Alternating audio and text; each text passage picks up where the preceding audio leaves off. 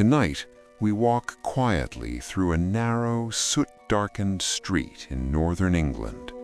The air smells faintly of coal smoke and damp brick. The houses stand close together, pressed shoulder to shoulder, their windows dimmed by years of neglect.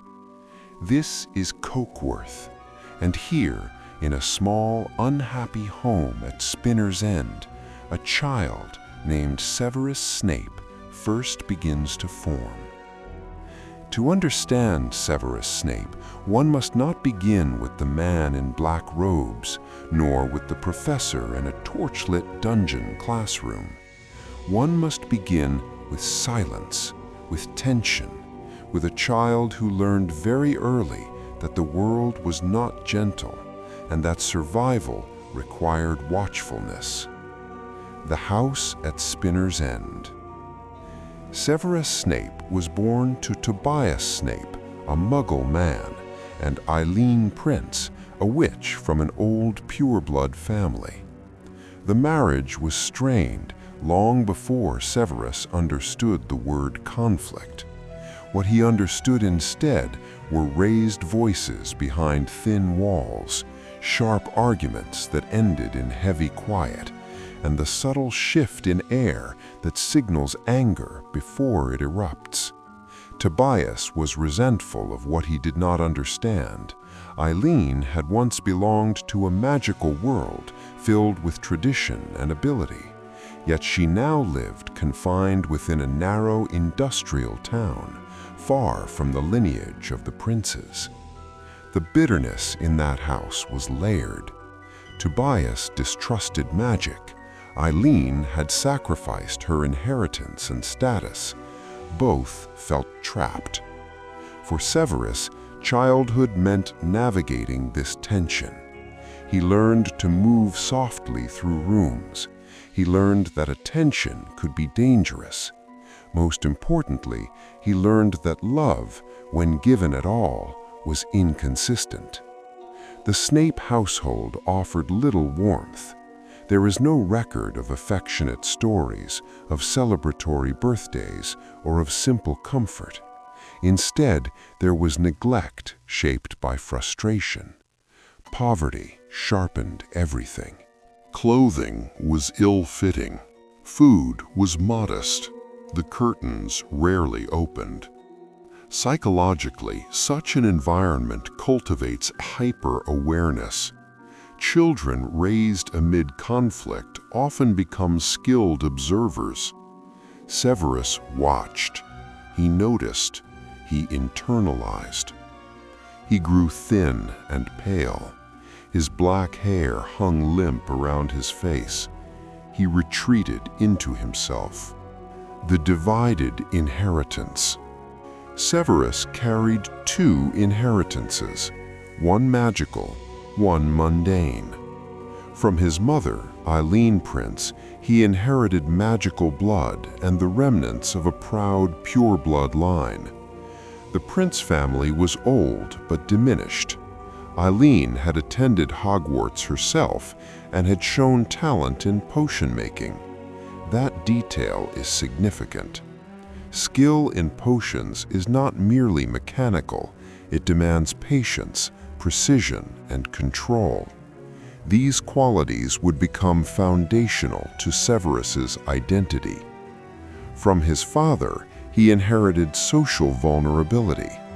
In the wizarding world, half-blood status could provoke prejudice from certain quarters. In the Muggle world, eccentricity could provoke suspicion. Thus, from birth, Severus belonged fully nowhere. Identity fragmentation begins early in such conditions.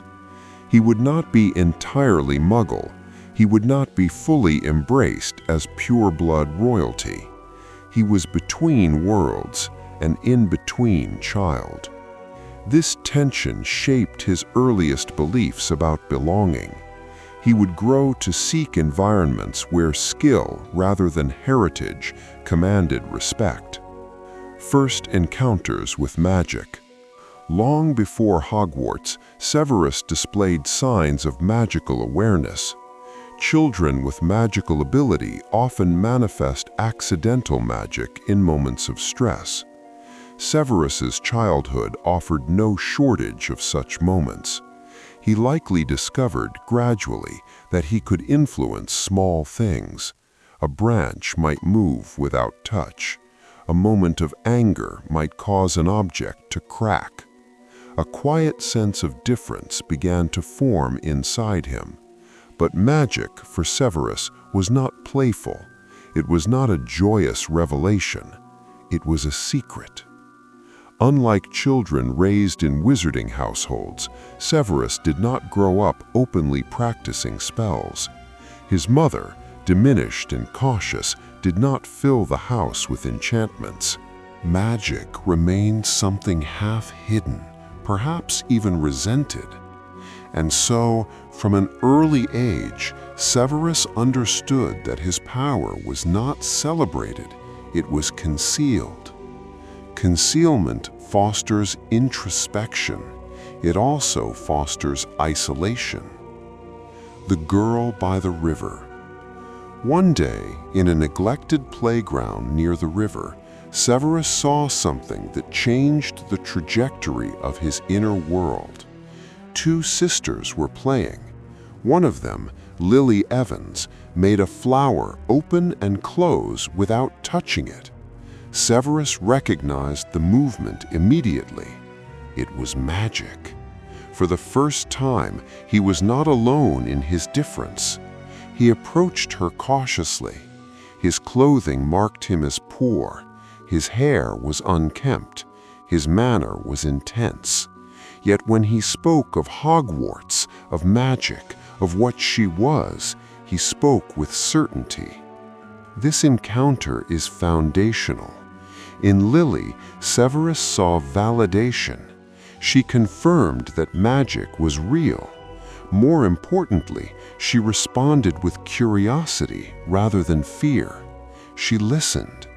For a child deprived of steady affection, a single reciprocal bond can become central. Lily represented light in an otherwise dim childhood. She lived in a more stable home.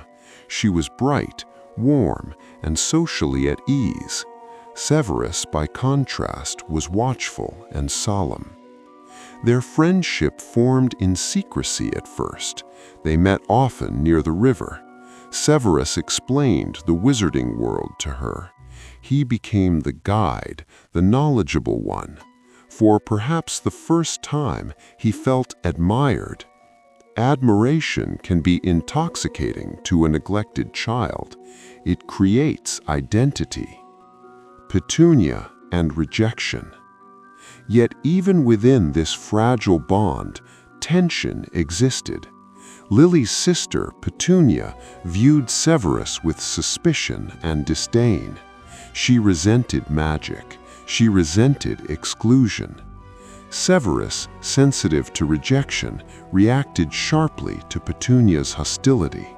Here, we observe early signs of defensiveness. He protected his bond with Lily fiercely. Any threat to that connection triggered anger. Psychologically, Severus did not merely befriend Lily, he attached to her as emotional refuge. His home life lacked warmth. She provided it. This attachment would later shape his vulnerabilities. The Hogwarts Letter. When the letter from Hogwarts arrived, Severus's inner world expanded. Hogwarts represented escape. It offered structured belonging, houses, mentors, and knowledge. For a boy from Spinner's End, it was not merely a school, it was liberation. Yet even this liberation carried tension. Lily was sorted into Gryffindor. Severus entered Slytherin. To understand this division, one must examine temperament. Slytherin values ambition, cunning, self-preservation, and resourcefulness. These qualities do not arise in a vacuum. Severus's childhood had required strategic thinking. He had learned to protect himself emotionally. He had learned that strength must be internal. Thus, Slytherin was not merely a house assignment, it was psychological recognition. Gryffindor, by contrast, values courage expressed outwardly, social boldness, and idealism. Lily thrived there. She possessed innate confidence. She did not require concealment to survive. Severus entered Hogwarts already slightly apart from her. The first years at Hogwarts. In his early years, Severus distinguished himself academically, particularly in potions. The subject suited him. It demanded control and deep knowledge. It allowed for solitary excellence. He studied textbooks meticulously. He improved upon instructions. Even as a student, he modified potion recipes to achieve greater efficiency. This innovation reflects more than intelligence. It reflects a desire to master systems. For a child raised in chaos, mastery over a structured environment brings stability. However, Hogwarts was not socially gentle. Severus's appearance, greasy hair, hooked nose, second-hand robes, made him an easy target. Gryffindor boys, particularly James Potter and Sirius Black, mocked him relentlessly. Bullying does not simply wound pride, it reinforces existing insecurities. Severus had already grown accustomed to feeling inferior in social spaces. Now, that narrative solidified. He retreated further into intellectual pursuits, the shadow of the dark arts. During these years, Severus's curiosity expanded beyond conventional magic. He developed an interest in the dark arts. It is important not to interpret this as simple moral failure. Rather, consider his psychology. The dark arts represent knowledge others fear. They promise power without reliance on approval. For a boy who felt powerless socially, forbidden knowledge offered autonomy. In Slytherin, he encountered peers who spoke openly about blood purity and wizarding hierarchy. Some of these ideas resonated with his wounded pride. If the world scorned him, perhaps there existed an ideology that elevated him. He began to internalize certain prejudices, though at this stage they were intellectual alignments rather than lived convictions. Simultaneously, his bond with Lily strained. She disliked his Slytherin associates. She disapproved of his fascination with darker magic. Severus found himself divided between two identities, the loyal childhood friend and the ambitious Slytherin scholar. Humiliation and fracture. One pivotal formative experience occurred publicly beside the Black Lake.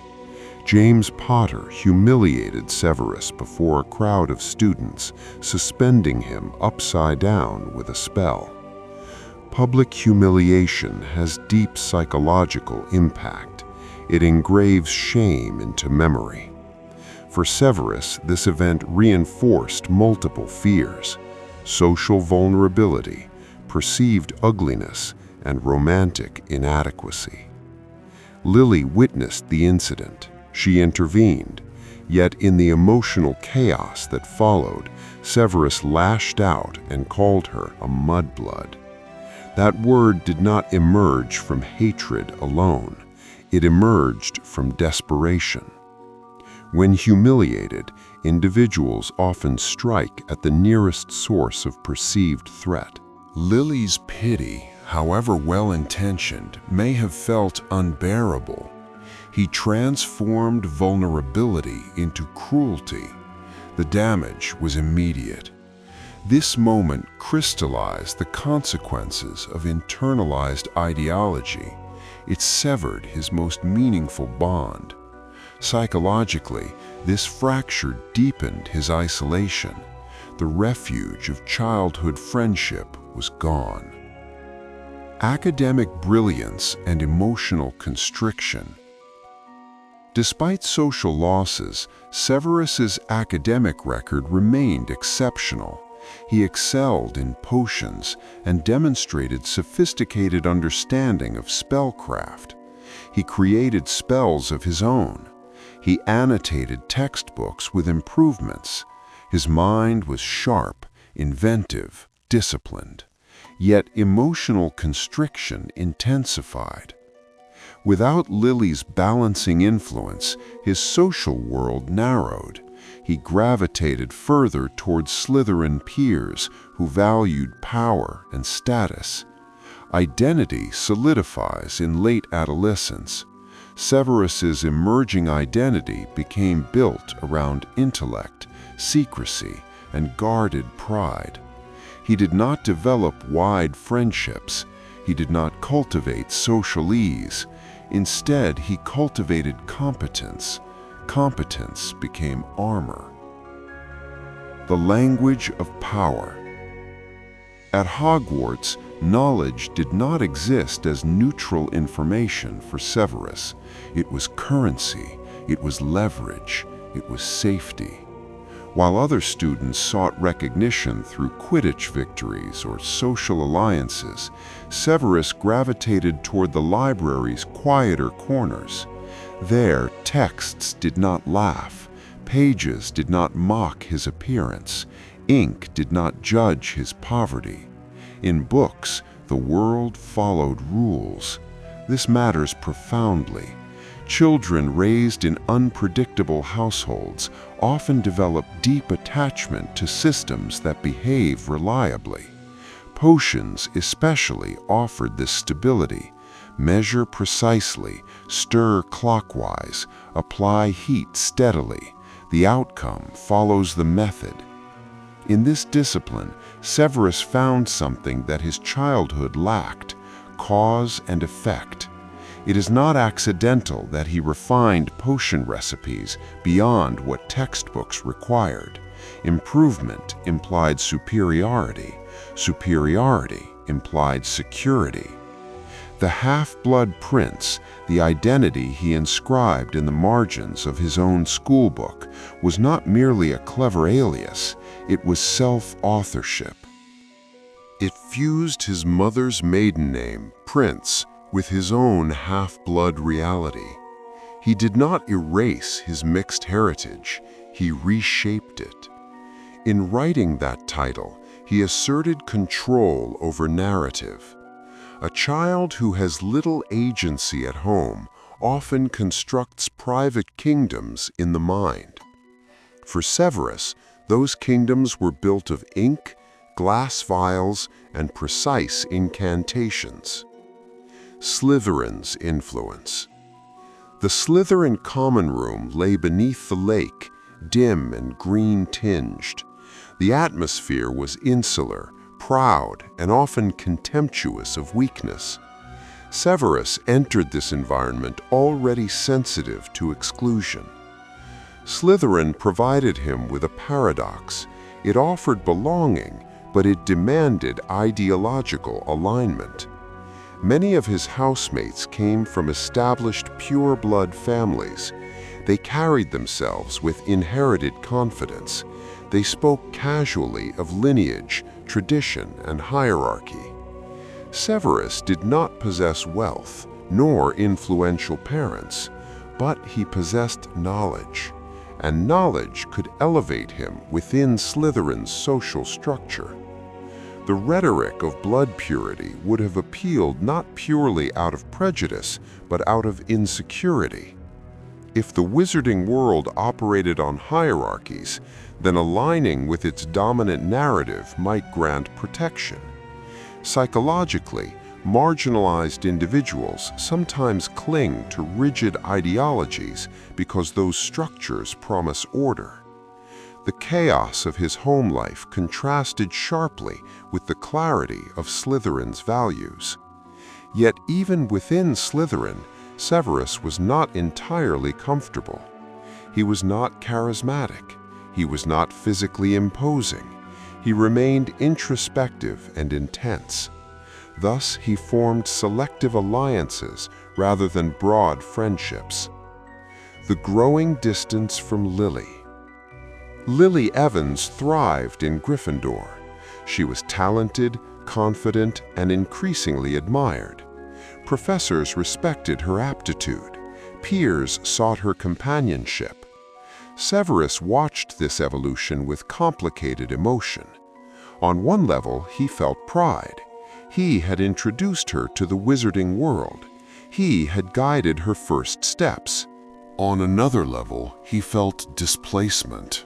When childhood bonds shift under the pressures of adolescence, the pain can be sharp.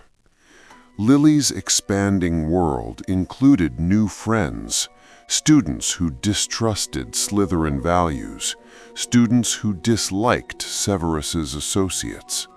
Conversations between them grew strained. Lily challenged his tolerance of prejudice within Slytherin. She questioned his fascination with curses and dark experimentation. Severus, already defensive from years of social attack, interpreted critique as betrayal. It is essential to understand this emotional dynamic carefully. Severus did not simply lose a friend. He felt judged by the one person whose approval had anchored his childhood. And because his self-worth was fragile, her disapproval threatened his entire identity. Thus, instead of adjusting, he doubled down. When identity is threatened, especially in adolescence, retreat into certainty feels safer than adaptation. The anatomy of shame. We return now to the memory by the Black Lake. James Potter and Sirius Black publicly mocked Severus. The crowd laughed. Lily intervened. Severus, humiliated and exposed, responded with cruelty. Shame is among the most destabilizing human emotions. It does not merely signal wrongdoing, it suggests unworthiness. Severus's childhood had already seeded insecurity. Public humiliation confirmed it. When Lily attempted to help him, the imbalance in power, she standing confident, he suspended and mocked, was intolerable. His use of the slur, mudblood, was catastrophic, but psychologically revealing. It was a defense mechanism born from pride under assault. He weaponized the rhetoric he had absorbed in Slytherin because it provided temporary control. But control gained through cruelty corrodes connection. The fracture with Lily did not happen overnight. It solidified gradually. Apologies faltered. Distance widened. The boy who had once shown her a hidden world now found himself outside her inner circle. For Severus, this was not a simple romantic disappointment. It was the collapse of his emotional sanctuary. The turn inward. After this rupture, Severus turned more decisively inward. He intensified his studies. He deepened his exploration of complex spells. He crafted defensive and offensive incantations with increasing sophistication. Creation of spells is not trivial magic. It requires theoretical understanding, imaginative application, and confidence in one's capability. For Severus, spell creation represented autonomy. He did not merely consume knowledge, he generated it. His isolation, however, grew heavier. Adolescence is typically a period of expanding social networks. For Severus, it was contraction. He relied less on emotional bonds and more on intellectual dominance. He learned that if he could not win socially, he could surpass academically. This pattern, established in youth, would define much of his adult demeanor. Authority figures and influence. It is also important to consider the influence of mentors during these formative years. Horace Slughorn, the potions master, valued talent. He gathered promising students into his informal slug club. Lily Evans was invited. Severus was not. The exclusion would have been quietly painful. Though Severus surpassed many in potion theory, he lacked the charm and social polish that Slughorn favored. This reinforced a lifelong pattern: merit unrecognized due to presentation. Meanwhile, the school's disciplinary structures did little to curb the rivalry between Gryffindor and Slytherin. Repeated humiliation at the hands of James Potter and his friends left Severus embittered. When institutions fail to protect vulnerable students, resentment festers. Thus, his trust in authority figures weakened. He relied increasingly on himself. Identity solidification. By the later years of Hogwarts, Severus's worldview had sharpened. He believed strength lay in knowledge, vulnerability invited attack, loyalty, once broken, could not easily be restored. Respect must be commanded, not requested. He also believed that the wizarding world operated on power structures that could be navigated strategically. The seeds of future choices were planted here, not through dramatic transformation, but through incremental alignment with environments that rewarded hardness. His mother's quiet withdrawal had taught him emotional restraint. His father's volatility had taught him caution. Slytherin had taught him ambition. Hogwarts rivalry had taught him bitterness. Each layer accumulated. The psychological landscape at 17. Imagine Severus at 17, thin, pale, dark-haired, brilliant in potion theory, skilled in incantation, guarded in expression. He carries unprocessed shame from public humiliation. He carries unresolved grief from the dissolution of his bond with Lily. He carries resentment toward social hierarchies that favored charisma over intellect. Yet he also carries extraordinary discipline. He is not impulsive in study. He is not careless in magic. He is methodical. This combination, emotional volatility beneath intellectual control, forms a complex psychological terrain. He has not yet fully chosen his path, but the architecture of his inner world is complete. Leaving the castle. When Severus Snape left Hogwarts, he did not leave as a blank slate. He left with convictions already layered deep beneath his surface. Hogwarts had been both refuge and battleground. It had offered knowledge and inflicted humiliation. It had given him purpose and taken from him his most meaningful bond. Leaving school for most students is a mixture of nostalgia and anticipation. For Severus, it was quieter and heavier. He had no large circle of friends to bid farewell to. He had no romantic attachment to soften departure. The castle had been a place of skill and survival, not uncomplicated joy. Yet it had been structured, and structure had always steadied him. Outside its walls, the wizarding world was increasingly tense. Political undercurrents had begun to swell. Blood purity rhetoric had grown louder. Fear was beginning to circulate through both wizarding and Muggle communities.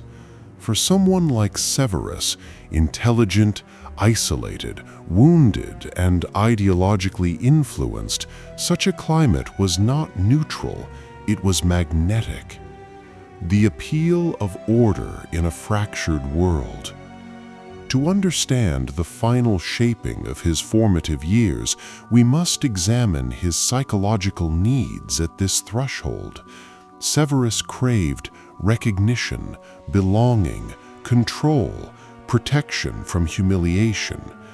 He had rarely received recognition from authority figures outside academic performance. He had lost belonging when Lily withdrew. He had achieved control only through knowledge, and humiliation had never fully left him. Movements that promise restoration of status can be deeply attractive to those who feel overlooked. The ideology of wizarding supremacy offered a narrative in which Severus, as a wizard, was inherently superior to the Muggle world that had housed his unhappy childhood. Remember that his father was a Muggle. The resentment toward his father's world could easily blend with rhetoric that framed non-magical society as lesser. Ideology can provide convenient explanations for private pain. It is rarely simple hatred, it is often displacement. The unresolved grief of Lily Evans. Though we must not rush forward into later chapters of his life, it is necessary to understand that Lily's absence did not fade quietly. Severus did not possess the emotional tools to process rejection with flexibility. His childhood had not modeled healthy reconciliation. His adolescence had reinforced defensive pride. Thus, instead of mourning openly, he buried the wound beneath anger and ambition. Yet buried wounds do not disappear, they harden. The friendship with Lily had once grounded him in something gentle. Without it, he lacked counterbalance. This absence allowed more rigid beliefs to solidify unchecked. Had Lily remained close, she might have challenged him persistently. She might have forced self-examination. Without her influence, Severus's internal echo chamber grew louder. Isolation narrows perspective. The Half-Blood Prince as psychological shield. The title he had created during his school years, the Half-Blood Prince, deserves deeper attention. It was more than a clever pseudonym, it was reclamation. Half-Blood acknowledged his reality.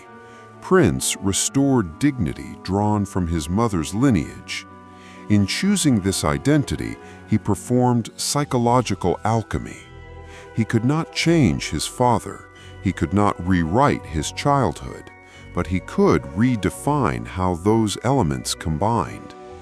This capacity for self-definition through intellect would remain central to him. It reveals that even in vulnerability, he did not surrender narrative control. Yet the identity also contained tension. It fused pride with defensiveness. It implied superiority while hiding insecurity. The boy who once stood awkwardly in an ill-fitting coat by the river now wore a constructed title within the private margins of his mind.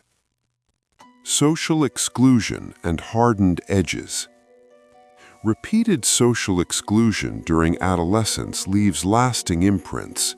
James Potter and Sirius Black had not merely teased him, they had publicly diminished him. And because Hogwarts operated within visible house divisions, the humiliation felt tribal. Severus learned to distrust those who embodied effortless confidence. He interpreted charm as superficial. He equated popularity with cruelty. These cognitive patterns formed protective assumptions. If someone laughs easily, they may also mock easily.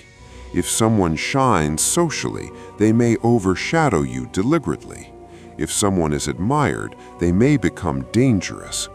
Such beliefs, once internalized, alter how a person navigates all future relationships. Severus did not grow into an emotionally expansive young man. He grew into someone who measured carefully, who withheld trust, who evaluated others for threat. And yet, beneath that guarded exterior remained the boy who once longed simply to be understood. The intellectual fortress. By the time he reached adulthood, Severus's intellectual identity was nearly impregnable.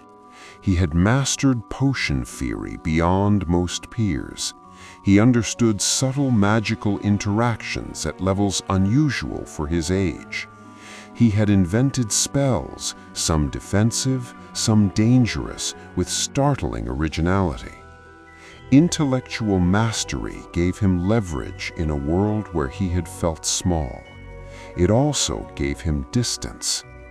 Knowledge can become refuge.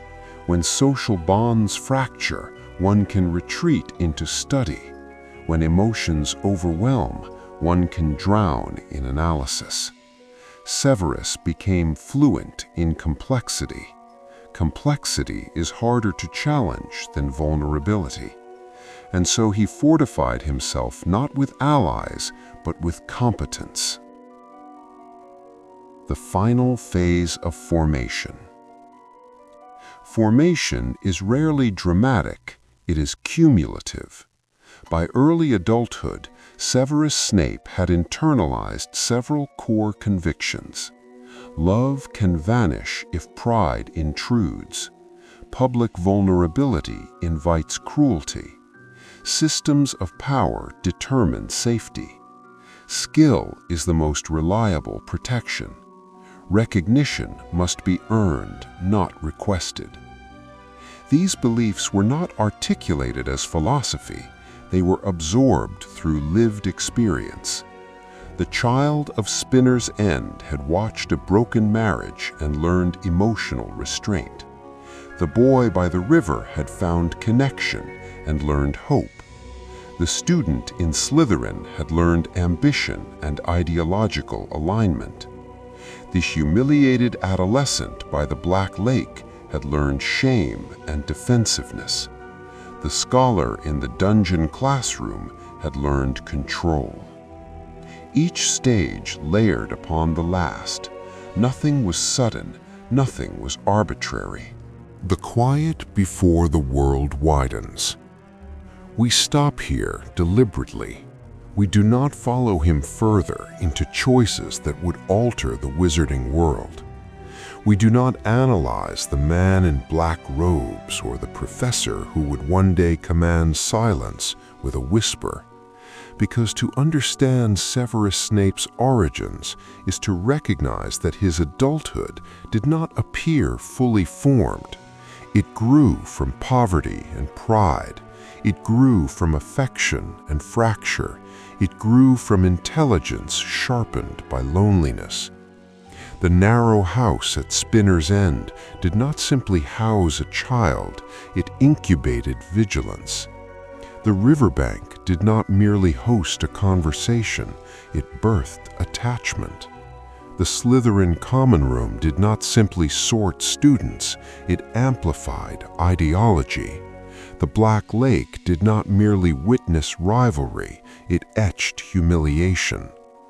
These were the soil conditions, and from them a complex and guarded young man emerged.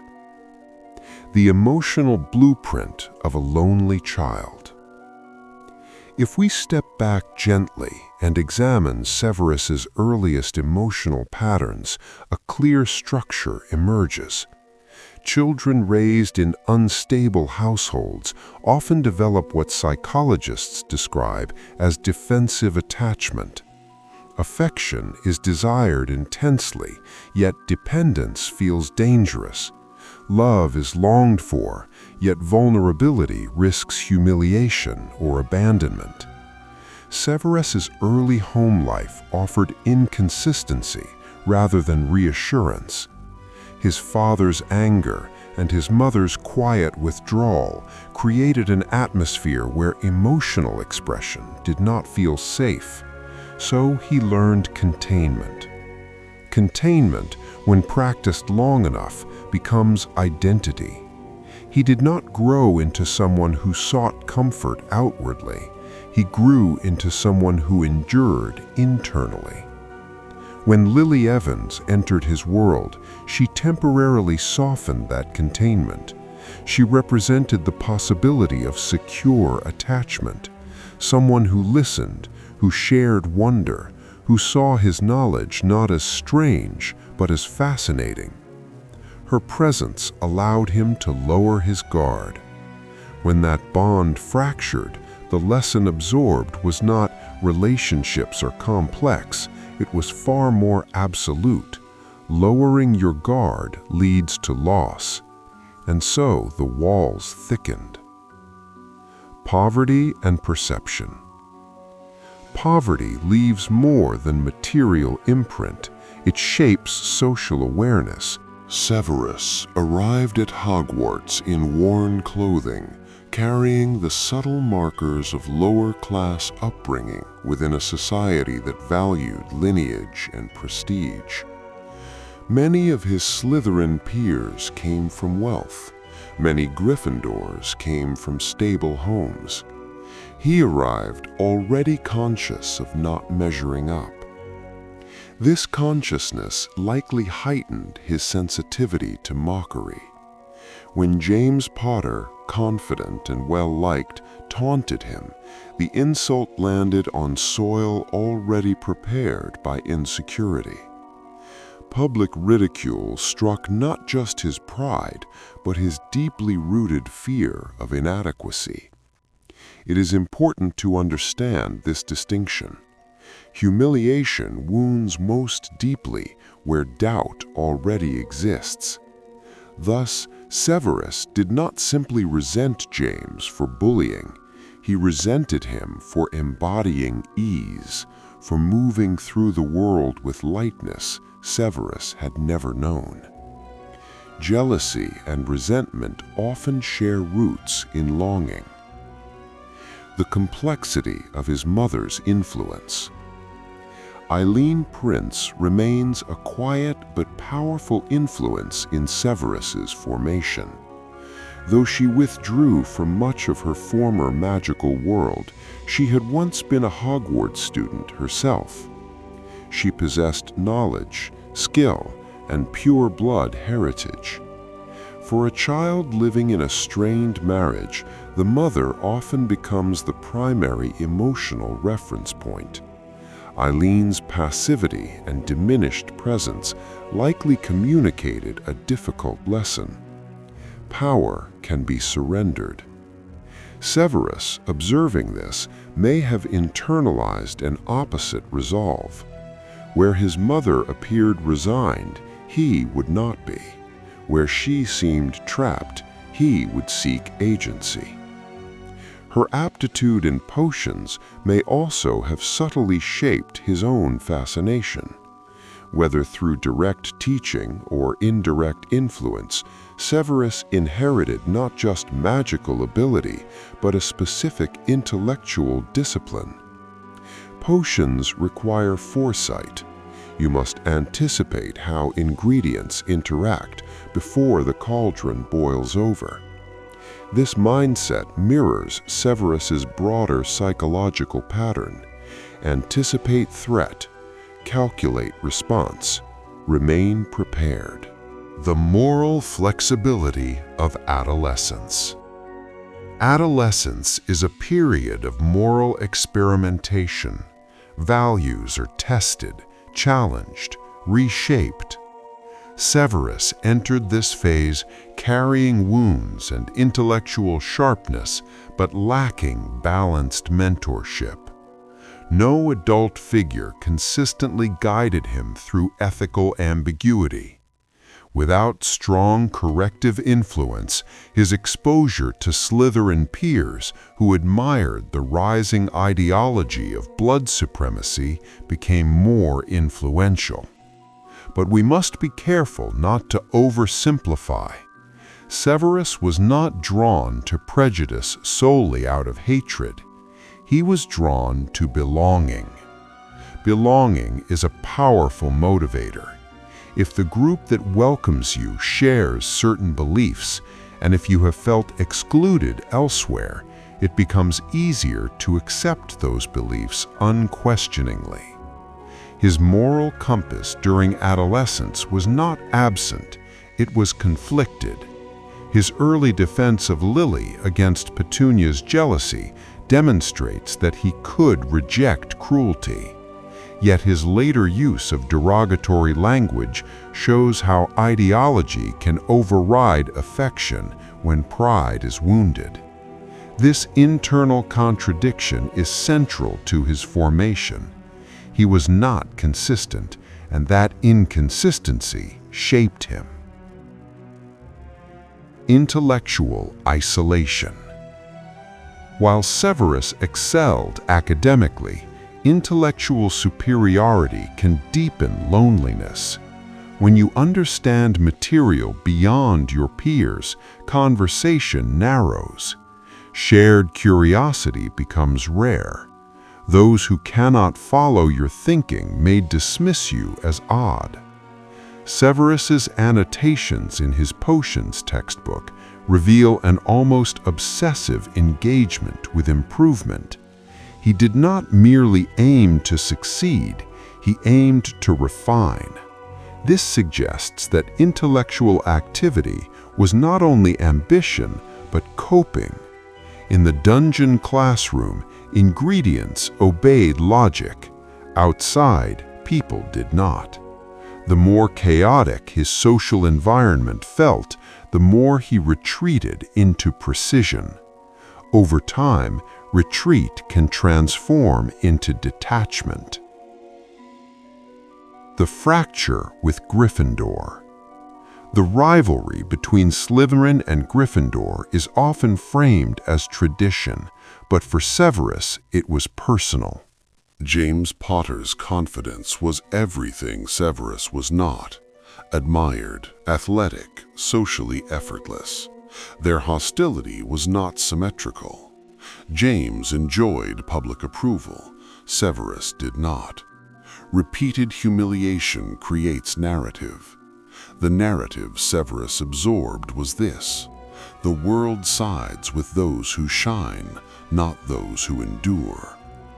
This belief fosters cynicism. Cynicism is often mistaken for cruelty, but it begins as protection against disappointment. By the end of his Hogwarts years, Severus had grown accustomed to expecting the worst in others.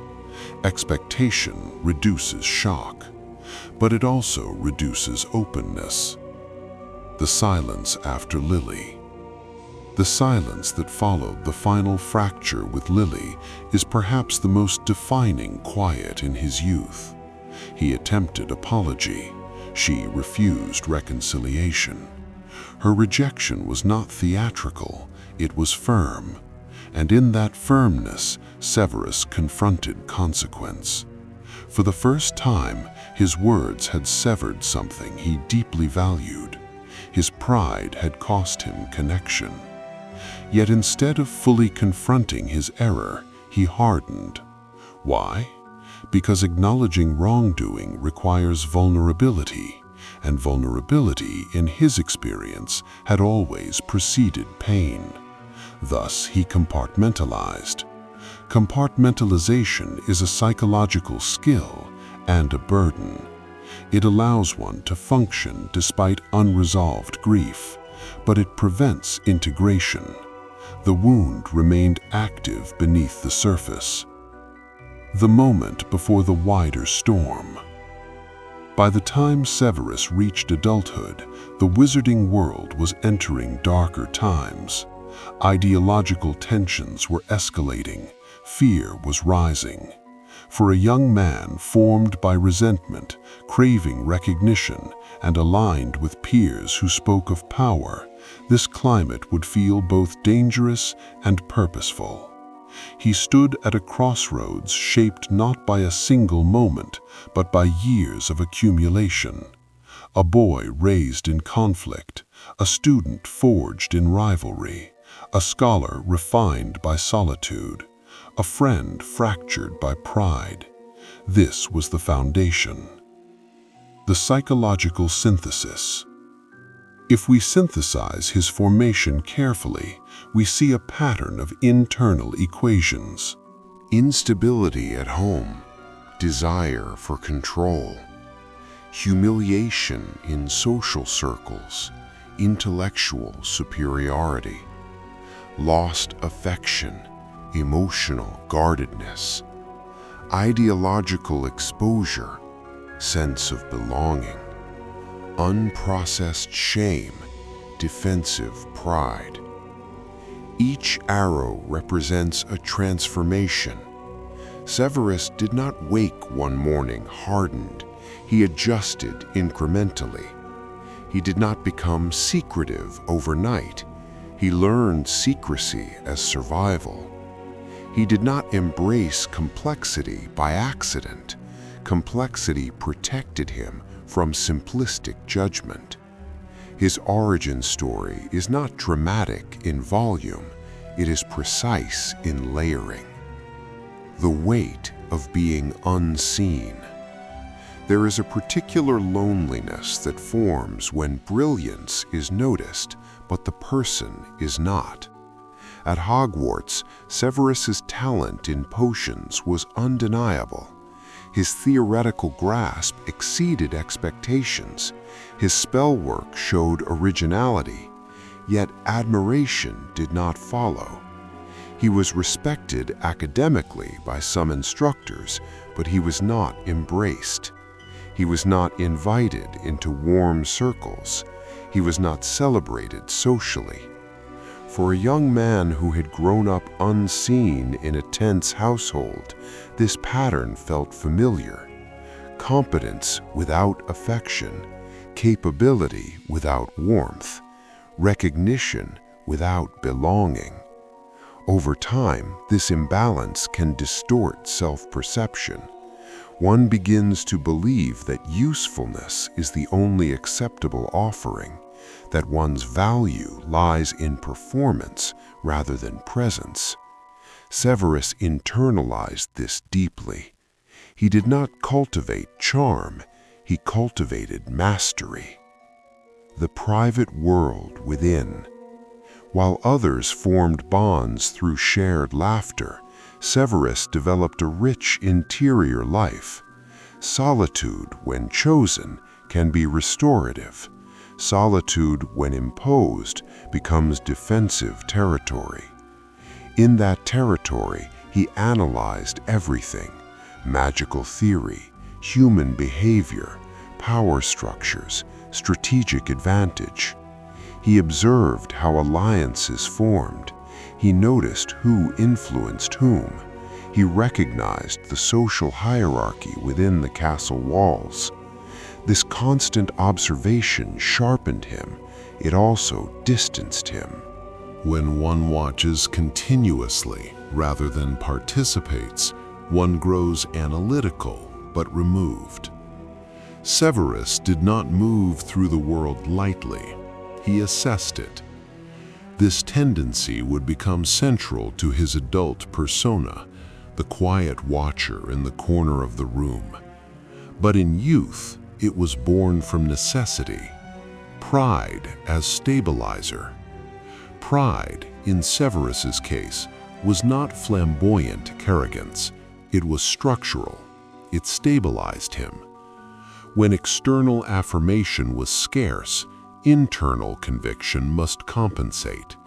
He told himself he was superior in intellect. He reminded himself that others lacked depth. He convinced himself that those who mocked him were shallow. These beliefs were partially true, but they were also protective. Pride can function as scaffolding around fragile self-worth. If one accepts humiliation without counterbalance, despair follows. Severus chose pride instead. However, pride that grows in isolation becomes rigid. It resists correction. It resists vulnerability. And so, when confronted by criticism, particularly from Lily, he could not bend. To bend would have felt like collapse. The memory that would not fade. Even as he stepped into early adulthood, certain memories remained vivid.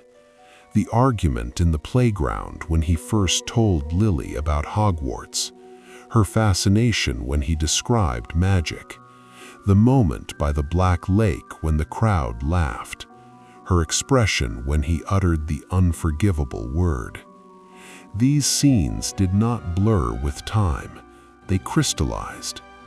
Memory, especially when tied to shame and longing, can become fixed points around which identity rotates. Severus's identity rotated around two poles: the boy who introduced Lily to magic, the young man who lost her through pride. This tension created a quiet internal conflict.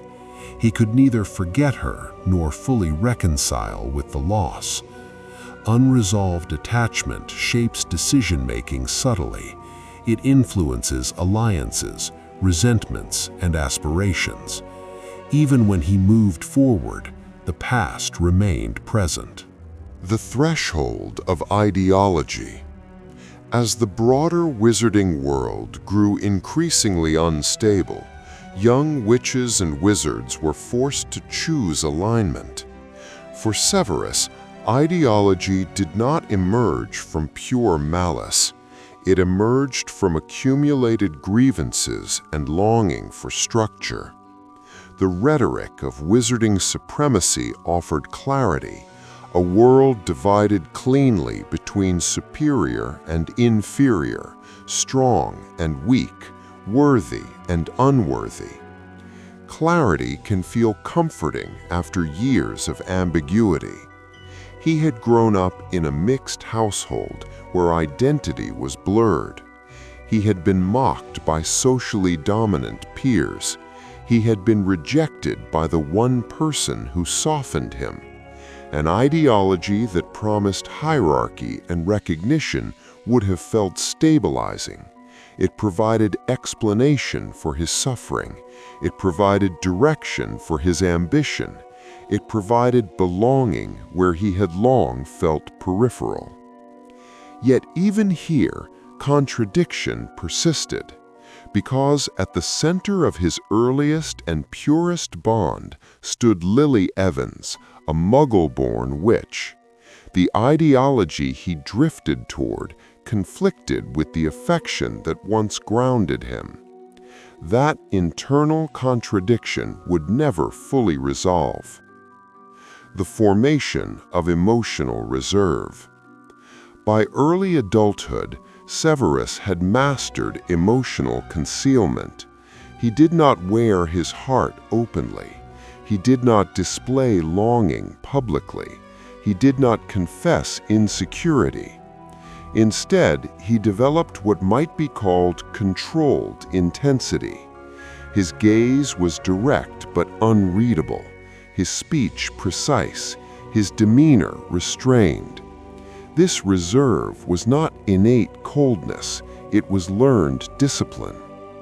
A child who grows up around volatility often becomes hyper-controlled in response. Emotional expression feels risky, containment feels safer. Thus, Severus did not explode easily. He simmered. His anger was not theatrical, it was quiet and enduring. The core that remained.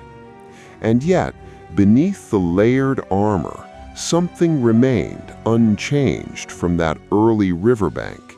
curiosity. Even as bitterness grew, his fascination with magic did not diminish. Even as resentment sharpened, his intellectual hunger persisted. This is important. Severus's origins are not solely defined by trauma. They are equally defined by brilliance. His mind was genuinely extraordinary. His capacity for complex magical synthesis was rare. His ability to innovate within strict systems revealed creativity hidden beneath austerity. Without that brilliance, his wounds might have consumed him entirely. Instead, intellect gave him direction. The final shape before history. If we freeze the frame just before the world demands irreversible choices, we see a young man shaped by early domestic instability, class insecurity, fierce attachment and devastating rupture, public humiliation, intellectual mastery, ideological exposure, deep emotional concealment. These elements combined into something paradoxical. He was proud yet insecure, brilliant yet socially wounded, loyal yet resentful, ambitious yet secretly longing. No single trait defines him. He is a mosaic. Introduction to the inner conflict. Severus Snape's central conflict is not between good and evil. It is between shame and worth. From childhood, he believed, quietly, persistently, that he was lesser, less loved, less admired, less chosen. And when a child grows up convinced of his own insufficiency, he does not merely feel sadness, he builds armor. Snape's armor was intellect, it was mastery of magic, it was emotional detachment, it was cruelty used preemptively. If he struck first, he would not be struck. If he appeared indifferent, he would not be abandoned. If he rejected others, he would not need them. But armor is heavy, and wearing it for decades changes the shape of a soul. Layers of fear and desire. The fear of powerlessness. Snape's earliest environment in Spinner's End was defined by instability. His father, Tobias Snape, was a Muggle man described as harsh and resentful. His mother, Eileen Prince, was a witch who had withdrawn into quiet defeat. Their home was loveless, tense, and small. In such an environment, a child learns two lessons. Love is unreliable.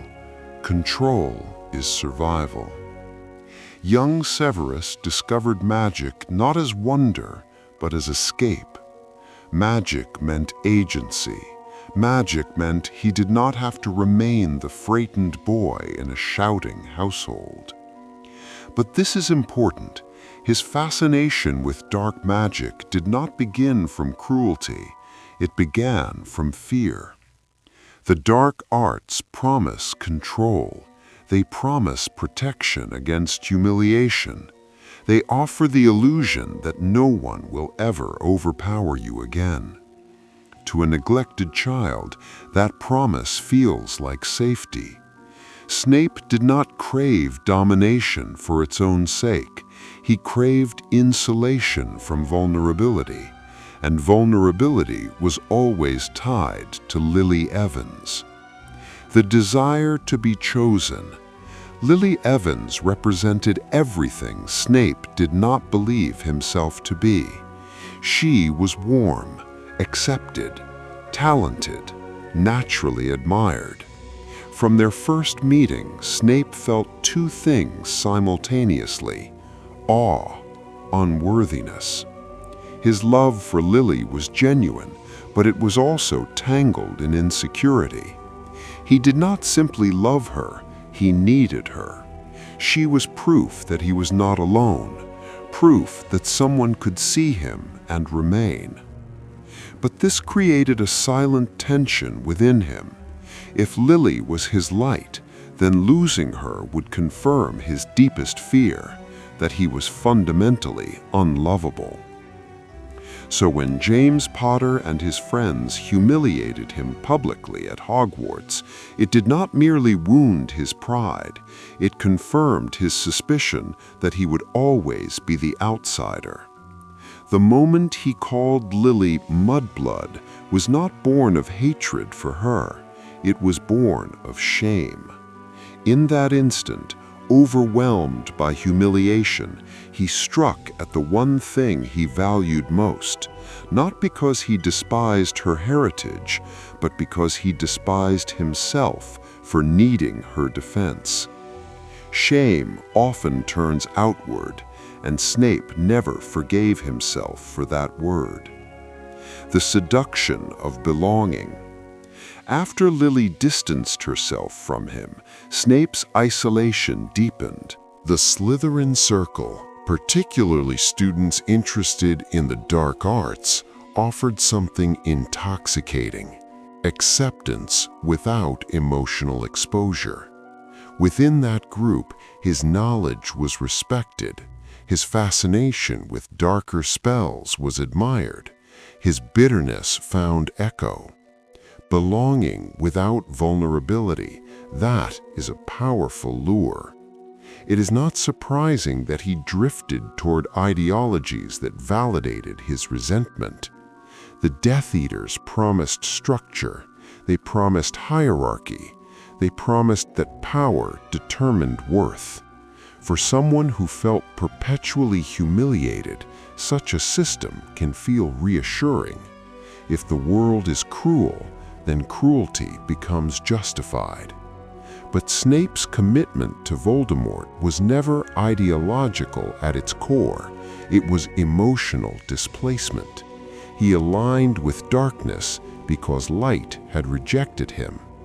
And yet, even as he stood among Death Eaters, his deepest loyalty remained with Lily. This contradiction would define him. Moments of emotional fracture. The prophecy. When Snape overheard part of Sybil Trelawney's prophecy and reported it to Voldemort, he believed he was offering useful intelligence. It was strategic, calculated. But when he realized the prophecy targeted Lily's family, the foundations of his internal world cracked.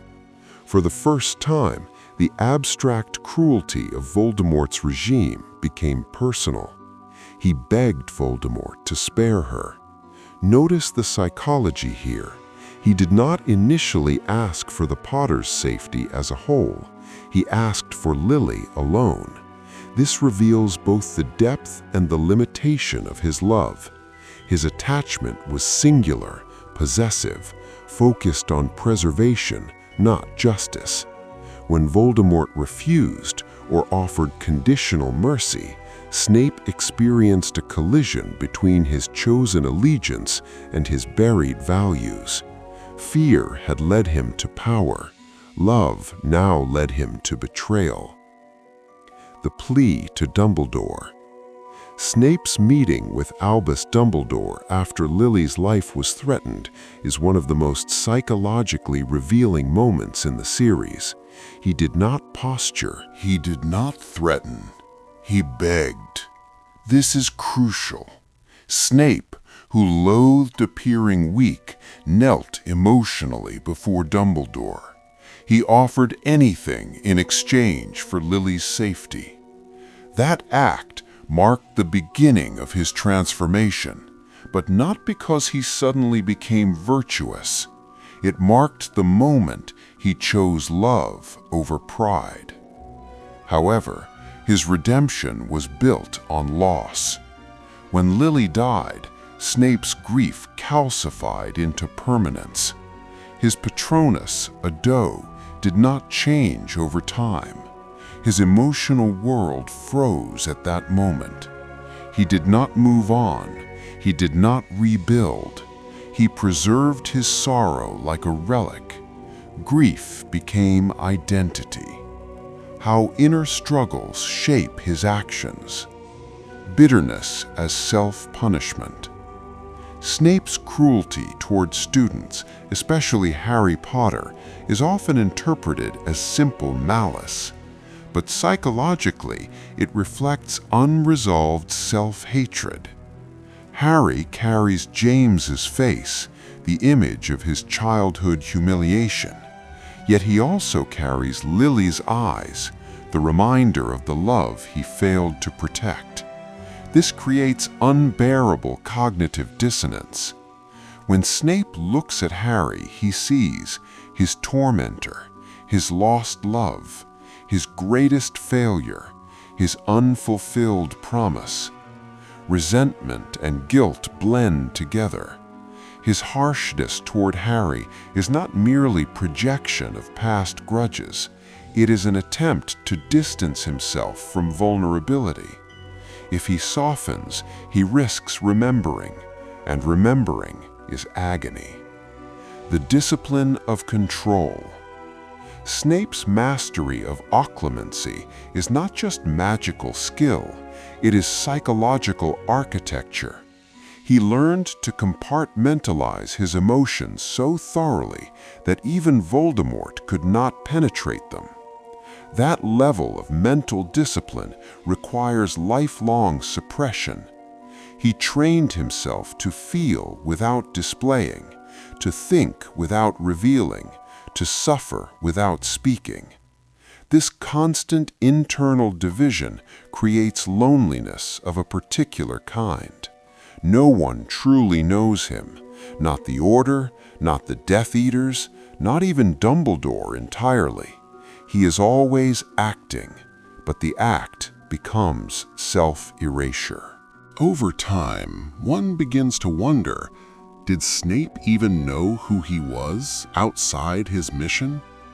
His identity reduced to one vow: protect Lily's son. When purpose is singular, it leaves no space for healing. The quiet acts of protection.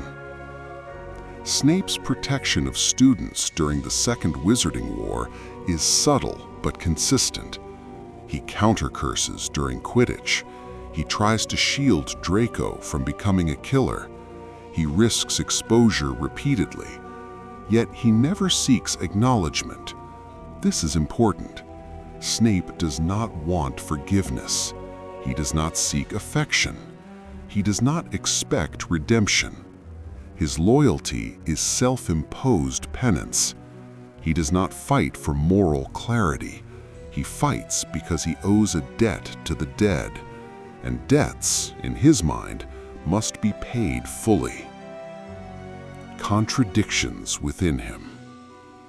Severus Snape embodies paradox. He is both cruel and protective, vindictive and self-sacrificing, petty and profoundly brave. He despises arrogance, yet harbors pride. He rejects vulnerability, yet is governed by love. He aligns with darkness, yet preserves light. These contradictions are not inconsistencies in writing, they are psychological realism. Humans rarely operate in absolutes. Snape's capacity for cruelty coexists with his capacity for devotion because both arise from the same wound. The boy who felt small became the man who refused to kneel again, except once in grief.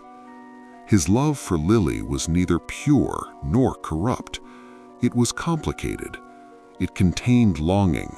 It contained regret. It contained idealization. But it endured. And endurance, in his case, required extraordinary strength. The weight of silence. Perhaps the most defining aspect of Snape's inner world is silence. He never corrects misconceptions about himself. He never defends his motives. He allows others to believe the worst. Why? Because revealing truth would unravel his carefully maintained dual identity. but also because he does not believe he deserves understanding. Self-forgiveness never occurs. His final memories given to Harry are not self-exoneration. They are instruction. He does not ask to be remembered kindly. He simply ensures the mission succeeds. In this, we see a man who has accepted invisibility as destiny. The fragmented self. Snape grows up between worlds, half-blood, half-muggle, half-accepted. His father resents magic. His mother withdraws from it. The magical world becomes both refuge and battleground. He is not comfortably rooted in either identity. Children who grow up between identities often develop hyper-awareness. They observe carefully. They analyze social dynamics. They learn how to adapt. But adaptation is not the same as belonging. At Hogwarts, this division continues. Sorted into Slytherin, he finds intellectual kinship, but not emotional safety. Among pure-blood supremacists, his half-blood status is an unspoken vulnerability. He compensates by becoming indispensable through knowledge. He perfects spells. He invents new incantations. He corrects textbooks silently in margins. Brilliance becomes camouflage. If he cannot be admired for charm or lineage, he will be respected for mastery. But respect without affection does not satisfy the deeper need, and so the split widens. Severus Snape becomes, over time, a man who exists through roles rather than through selfhood. Death Eater, spy, professor, double agent. Each role demands concealment. Each role reinforces division. When one must constantly perform, the question slowly emerges: who am I when I am not performing? Snape never answers that question. He does not allow himself to. Love as obsession, obsession as anchor. It is important to examine his love for Lily without romantic distortion. Snape's love is enduring, it is sacrificial, it is transformative, but it is also static. Healthy love evolves, it adjusts to reality, it accepts change. Snape's does not. Lily becomes a fixed point in his emotional universe, untouched by time, unchallenged by growth. He does not allow her to become a full human being in his memory. She remains idealized, preserved at the moment of loss. Psychologically, this is understandable. When grief is too overwhelming, the mind freezes the beloved at their brightest. It avoids integrating complexity because complexity invites pain. In preserving Lily as perfect, he also preserves his guilt as permanent. His Patronus, the doe, is not only devotion, it is suspension. He has not moved forward emotionally, and perhaps he believes he should not. To move forward would feel like betrayal, so he does not seek companionship. He does not cultivate intimacy. He does not pursue joy. His world narrows to duty. Love becomes anchor, but also chain. The psychology of bitterness. Snape's bitterness is often mistaken for simple cruelty, but bitterness, in psychological terms, is prolonged disappointment turned inward.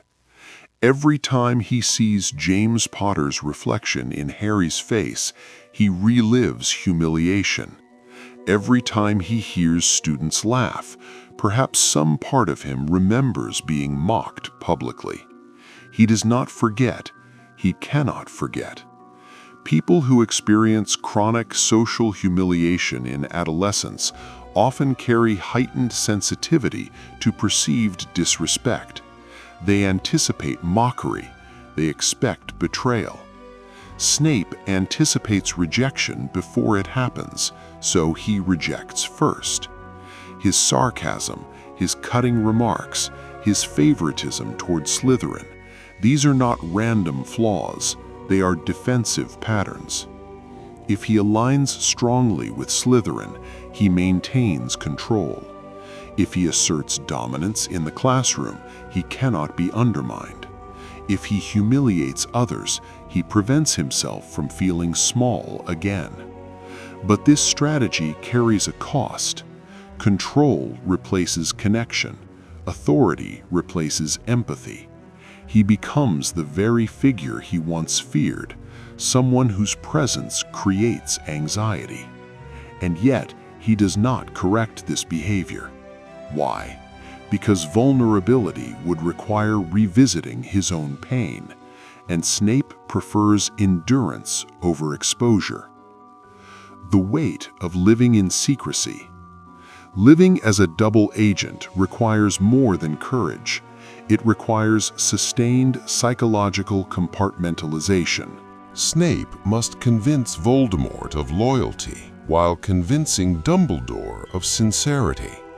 He must inhabit both identities convincingly. Such a life erodes internal cohesion. He cannot share fear openly.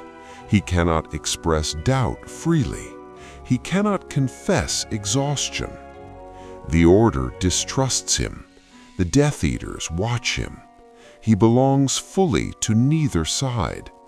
Isolation intensifies. Over time, isolation becomes familiar, and familiar suffering can feel safer than uncertain relief. There is a quiet tragedy here. Snape grows comfortable in discomfort. It is predictable, structured, contained.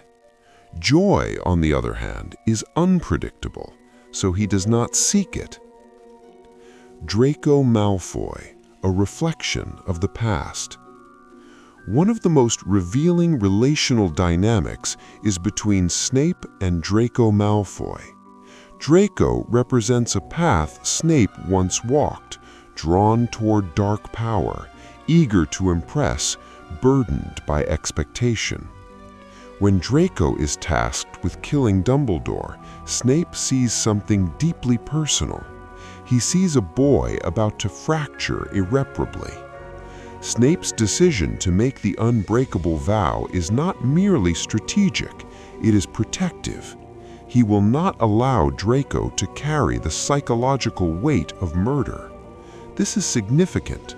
Snape, who lives under immense moral burden, refuses to let another child endure the same irreversible stain. This is not softness, it is recognition. He understands what it means to cross a line that cannot be undone. In protecting Draco, he is perhaps attempting in some small way to protect the boy he once was. The fear of exposure. Snape's greatest fear is not death, it is exposure. Not exposure as a spy, though that is dangerous, but exposure of his inner vulnerability. If Voldemort were to see his enduring love for Lily, it would be fatal. If the Order fully understood the depth of his attachment, it might be dismissed or mistrusted. His entire psychological structure depends on concealment. Occlumency becomes more than skill. It becomes survival. But constant suppression does not eliminate emotion. It compresses it. And compressed emotion often emerges as sharpness. His temper, his impatience, his cold demeanor, these are pressure valves.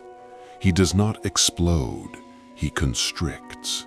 And constriction shapes personality. The absence of self-forgiveness. Perhaps the most haunting element of Snape's inner world is his refusal to forgive himself. He accepts Dumbledore's trust, but not his absolution. He accepts the mission, but not redemption.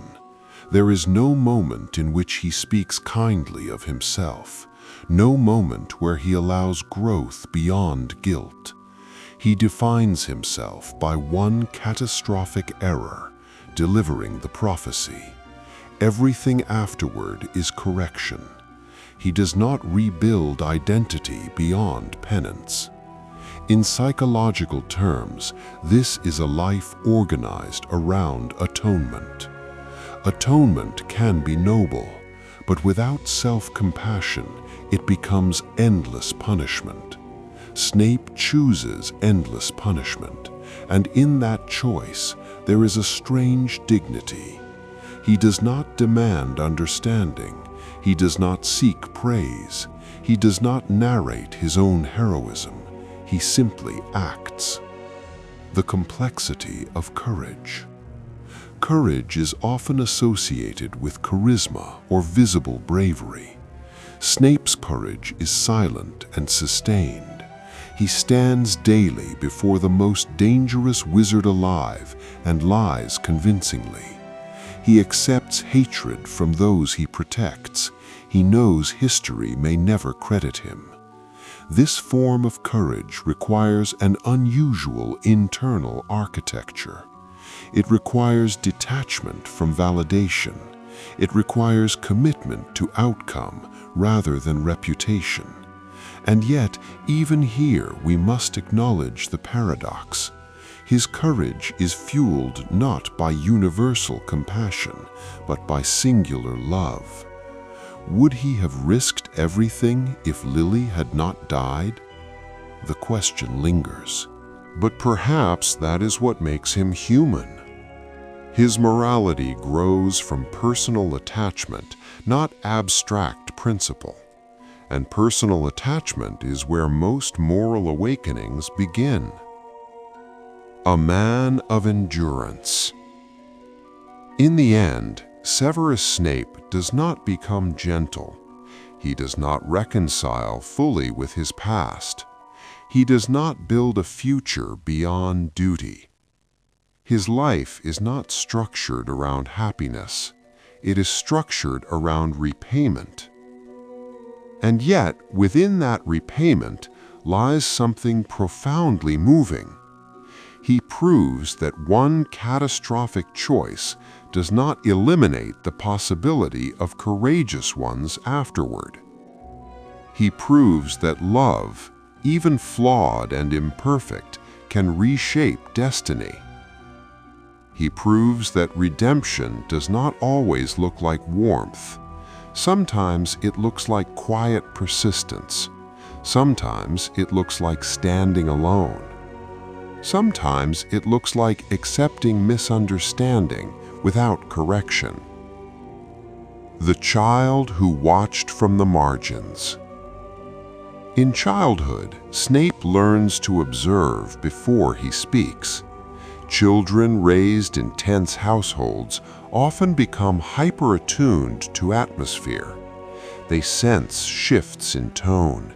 They read expressions. They predict conflict before it erupts. This kind of vigilance becomes second nature.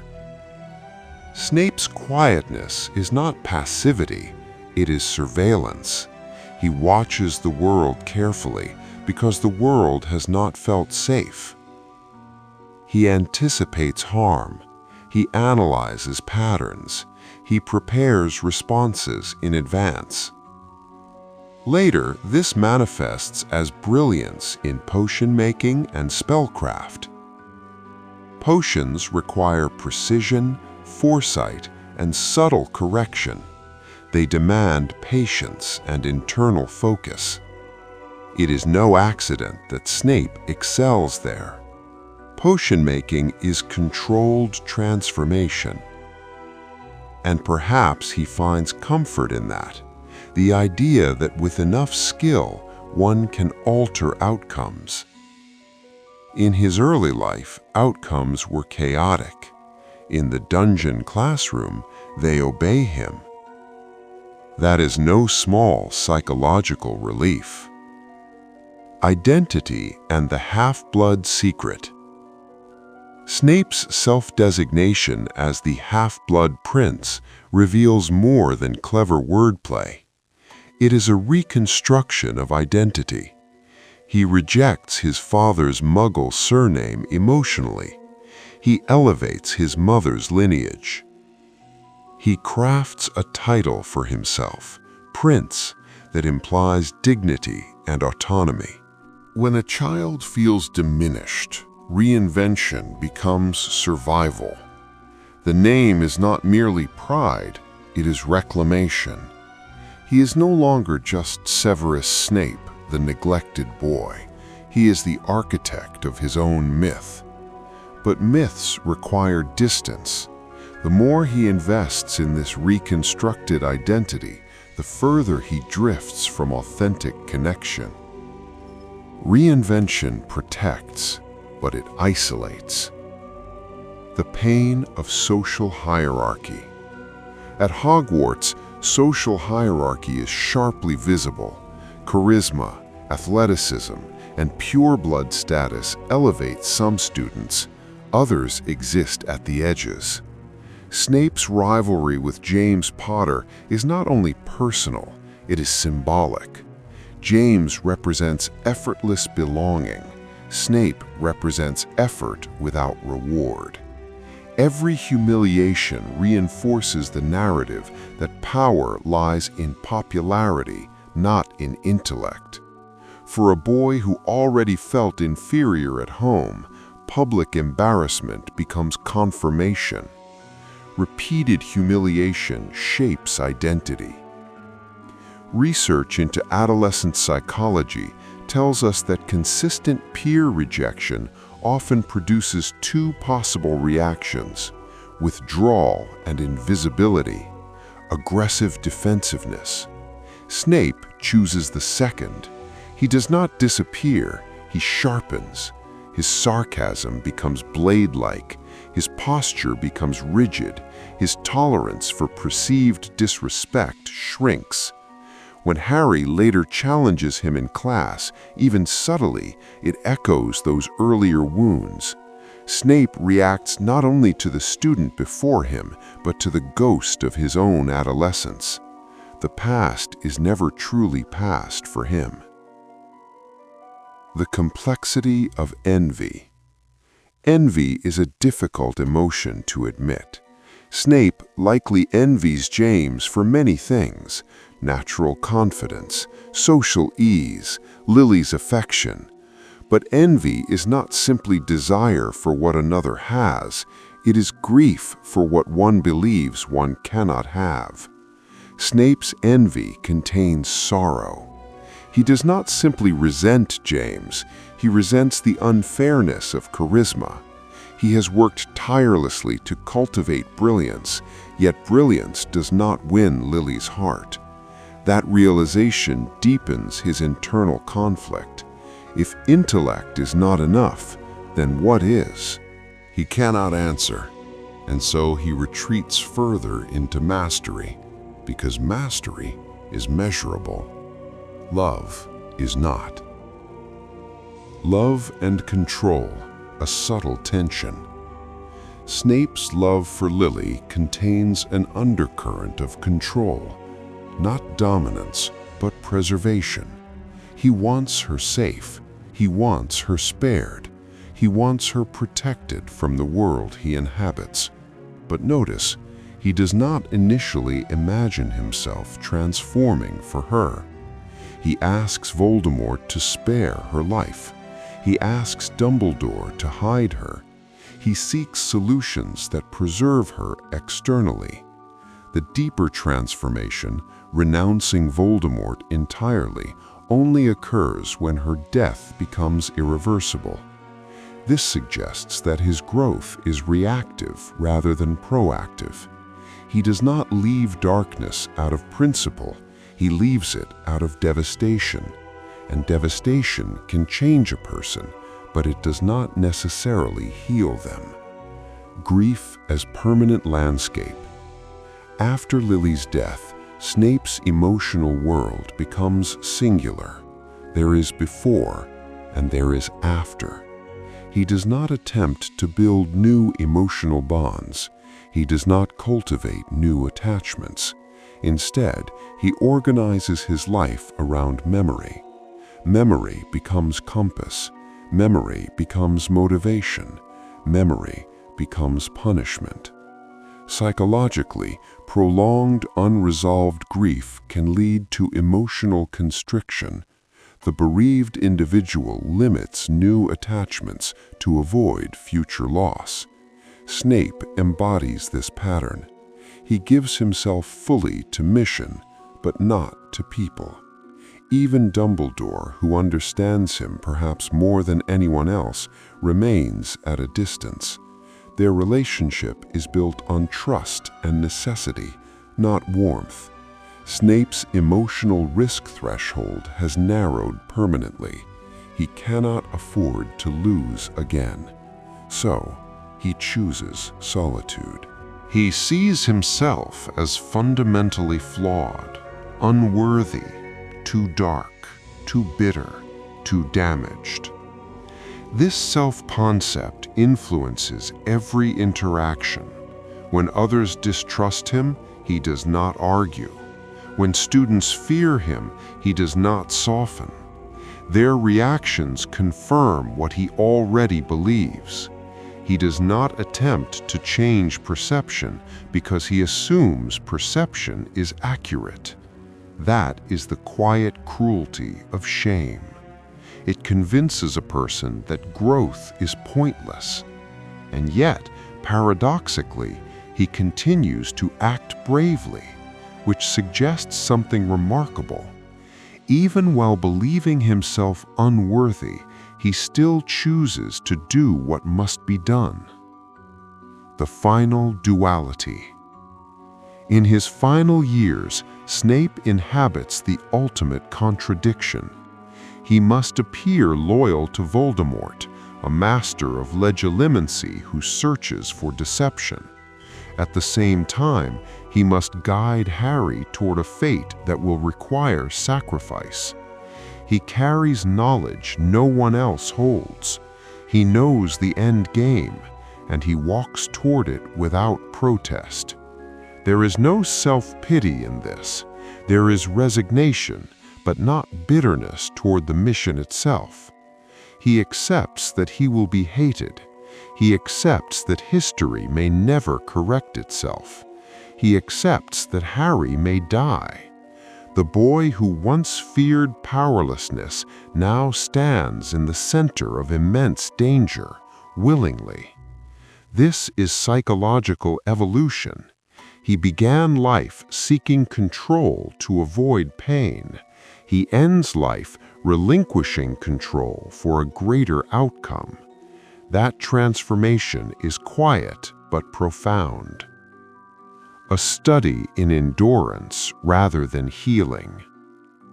It would be comforting to say that Severus Snape heals, but he does not. He does not reconcile with his past. He does not forgive James. He does not forgive himself. He does not rebuild his sense of self beyond penance. What he does instead is endure. He carries his contradictions without resolving them. He allows love and bitterness to coexist. He allows bravery and cruelty to share space. He never becomes simple. And perhaps that is the truest reflection of human complexity. The refusal of hope. Hope requires vulnerability.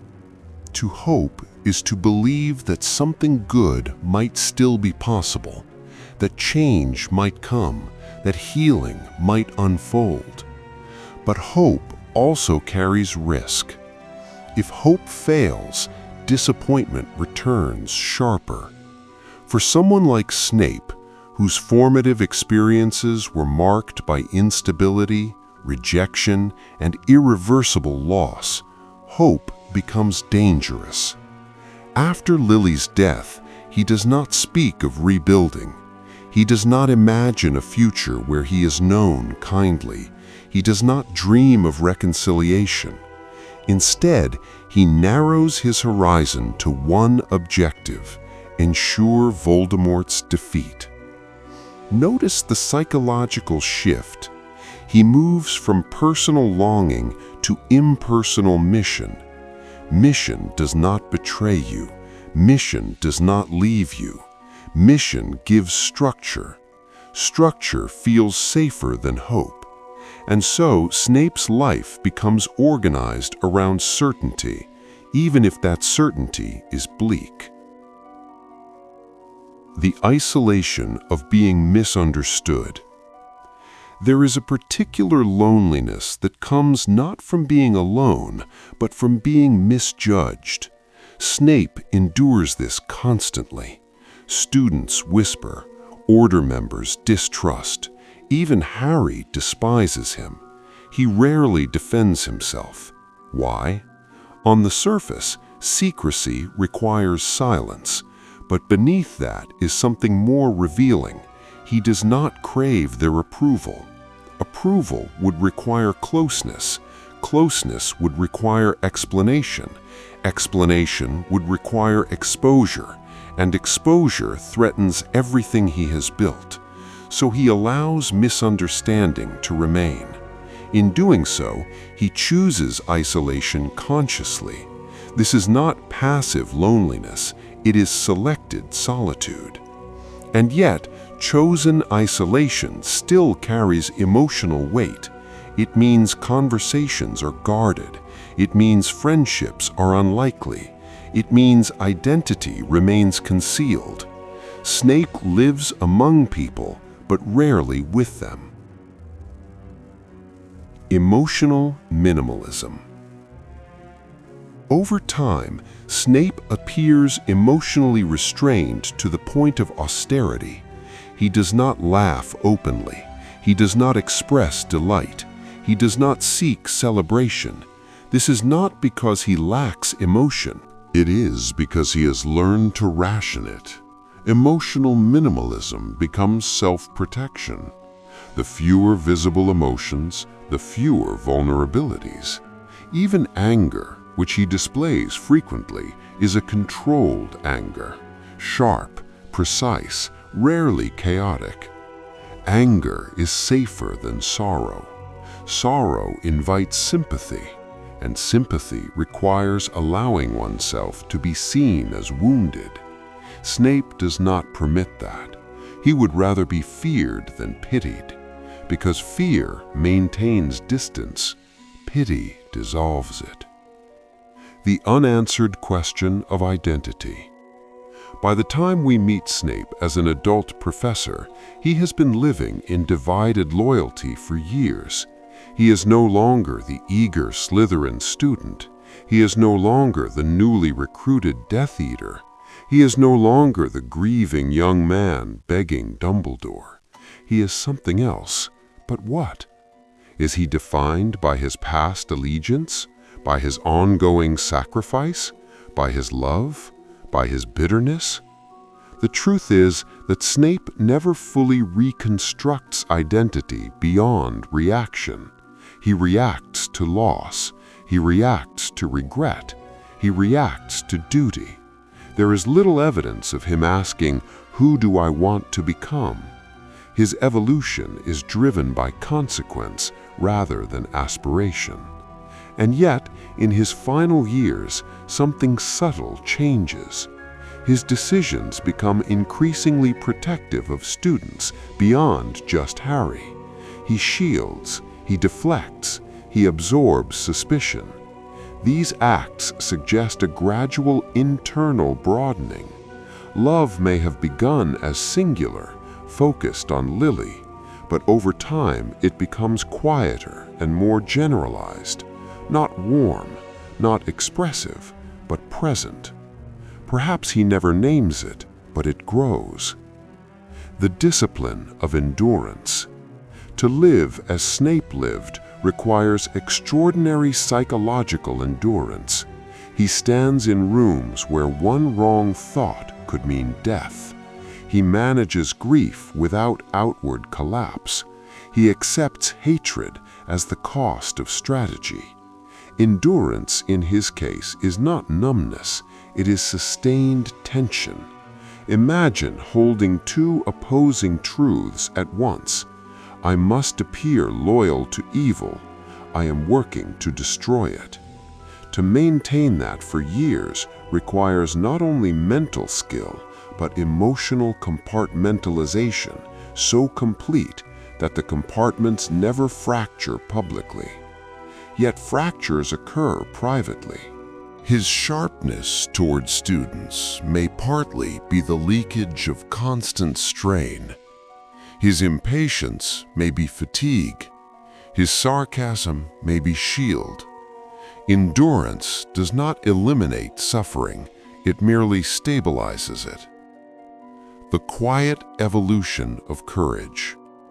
If we examine Snape's life from beginning to end, we see a transformation not of temperament, but of courage. Early courage for Snape is defensive. He experiments with dangerous spells. He associates with intimidating peers. He seeks power to avoid vulnerability. Later courage becomes sacrificial. He risks torture. He accepts slander. He walks knowingly toward death. The boy who once feared humiliation more than anything becomes a man willing to be despised by history. That is a profound psychological shift. He no longer seeks image management. He seeks outcome. And that shift marks growth, not emotional healing, but moral strengthening. The final memory. When Snape gives Harry his memories, he does not frame them with justification. He does not demand sympathy. He simply reveals truth. That act is the only time he allows full transparency, and it occurs at the very end. This suggests something deeply human. He does not seek to live understood. He seeks to die honest. There is dignity in that restraint. He withholds self-defense throughout life, but at the final moment, he ensures that the right person sees the full picture, not to restore reputation, but to ensure mission continuity. Even in vulnerability, purpose remains central. A man without applause. Snape's story lacks applause. There is no grand celebration, no public reconciliation, no dramatic redemption scene. His recognition comes quietly, posthumously, and perhaps that fits, because his inner world was never oriented toward praise. He did not require admiration to act bravely. He required conviction. And conviction, once anchored to Lily's memory, did not waver. The softest truth. If we strip away the politics, the allegiances, the war, what remains is startlingly simple. A lonely child, a humiliated adolescent, a grieving adult, a disciplined protector. Snape's psychology is not driven by ideology, it is driven by attachment. He loved deeply.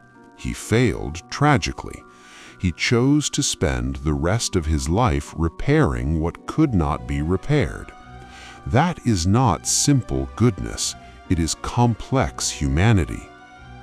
The inner split, who he was versus who he believed he was. Snape's tragedy is not simply that he made terrible choices, it is that he never revised his self-concept after making better ones.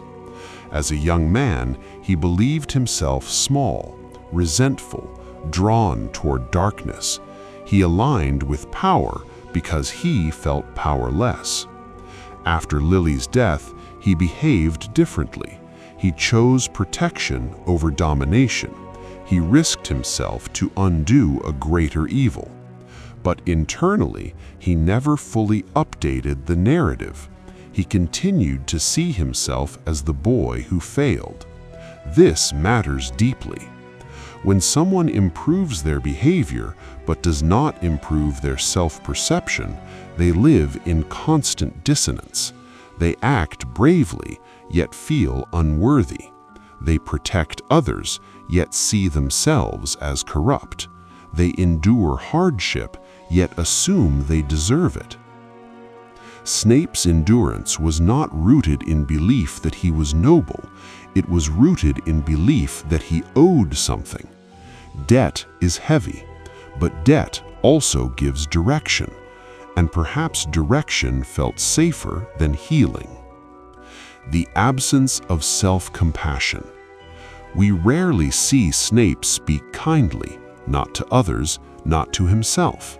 Self-compassion requires acknowledging pain without contempt. It requires saying, "I suffered, and that suffering shaped me." Snape does not appear to grant himself that mercy. Instead, he intellectualizes, he strategizes, he controls. Emotion is present, but rarely processed. His love for Lily is real, but he does not reflect on it openly. His guilt is immense, but he does not soften toward himself because of it. He punishes himself through isolation. He punishes himself through silence. He punishes himself by accepting hatred without correction. There is a pattern here. When someone believes they are fundamentally flawed, they accept suffering as appropriate. Snape accepts suffering, not dramatically, not loudly, but consistently. The quiet fear of becoming his father. Though rarely stated, one subtle undercurrent in Snape's psychology may be his fear of repeating his father's bitterness. Tobias Snape is described as resentful, harsh, and emotionally distant. These are traits Severus exhibits later. But unlike Tobias, Severus directs his bitterness outward strategically, not indiscriminately. He maintains discipline. He does not descend into chaos. It is possible that some part of him fears becoming exactly what he despised, and so he overcorrects through control.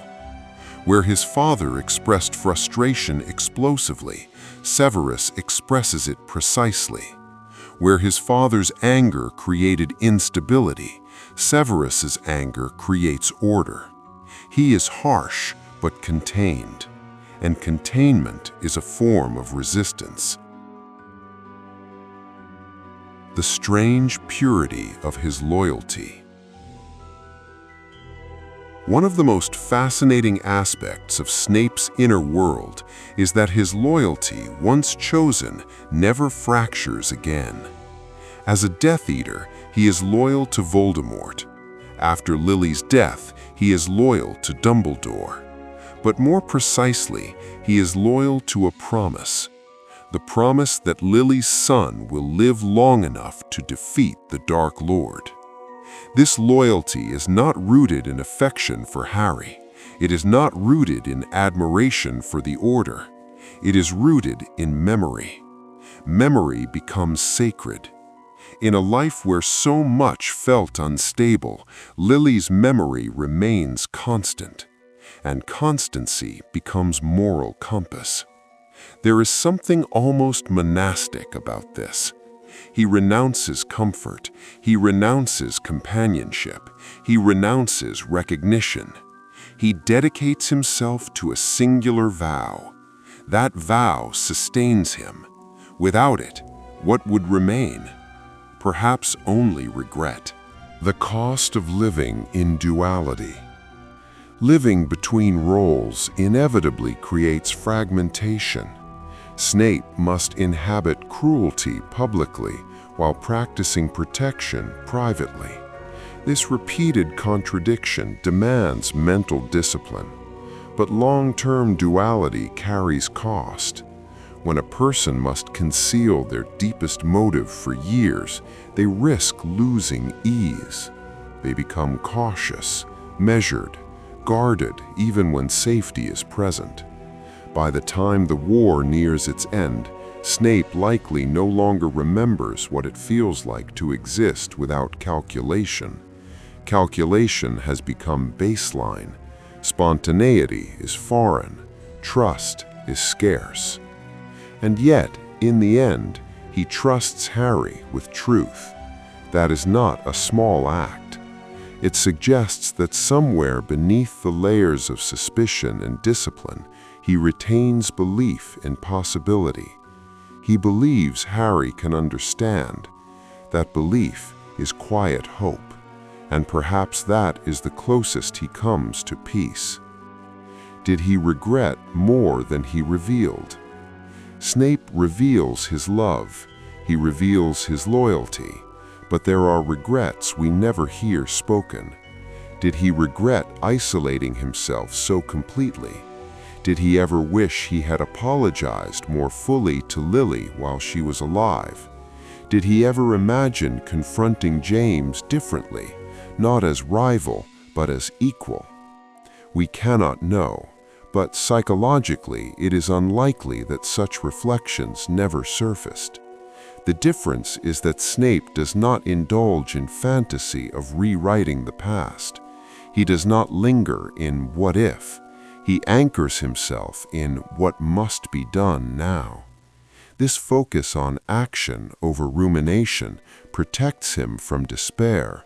It also prevents deeper emotional repair. The meaning of his final choice. When he walks into danger knowing the outcome may be fatal, he does not hesitate. He does not attempt escape. He does not negotiate survival. He accepts. This acceptance is not surrender. It is alignment. For perhaps the first time in his life, his actions, his purpose, and his internal conviction are unified. He is no longer divided between allegiances. He is not reacting to humiliation. He is not trying to reclaim identity. He is simply fulfilling the final step in a vow he made long ago. There is a kind of serenity in that. Not joy, but clarity. And clarity, for someone who lived in constant concealment, may feel like relief. The human truth beneath the legend. It is tempting to categorize Severus Snape as either redeemed or irredeemable, but psychological truth resists such binaries. He is not transformed into kindness.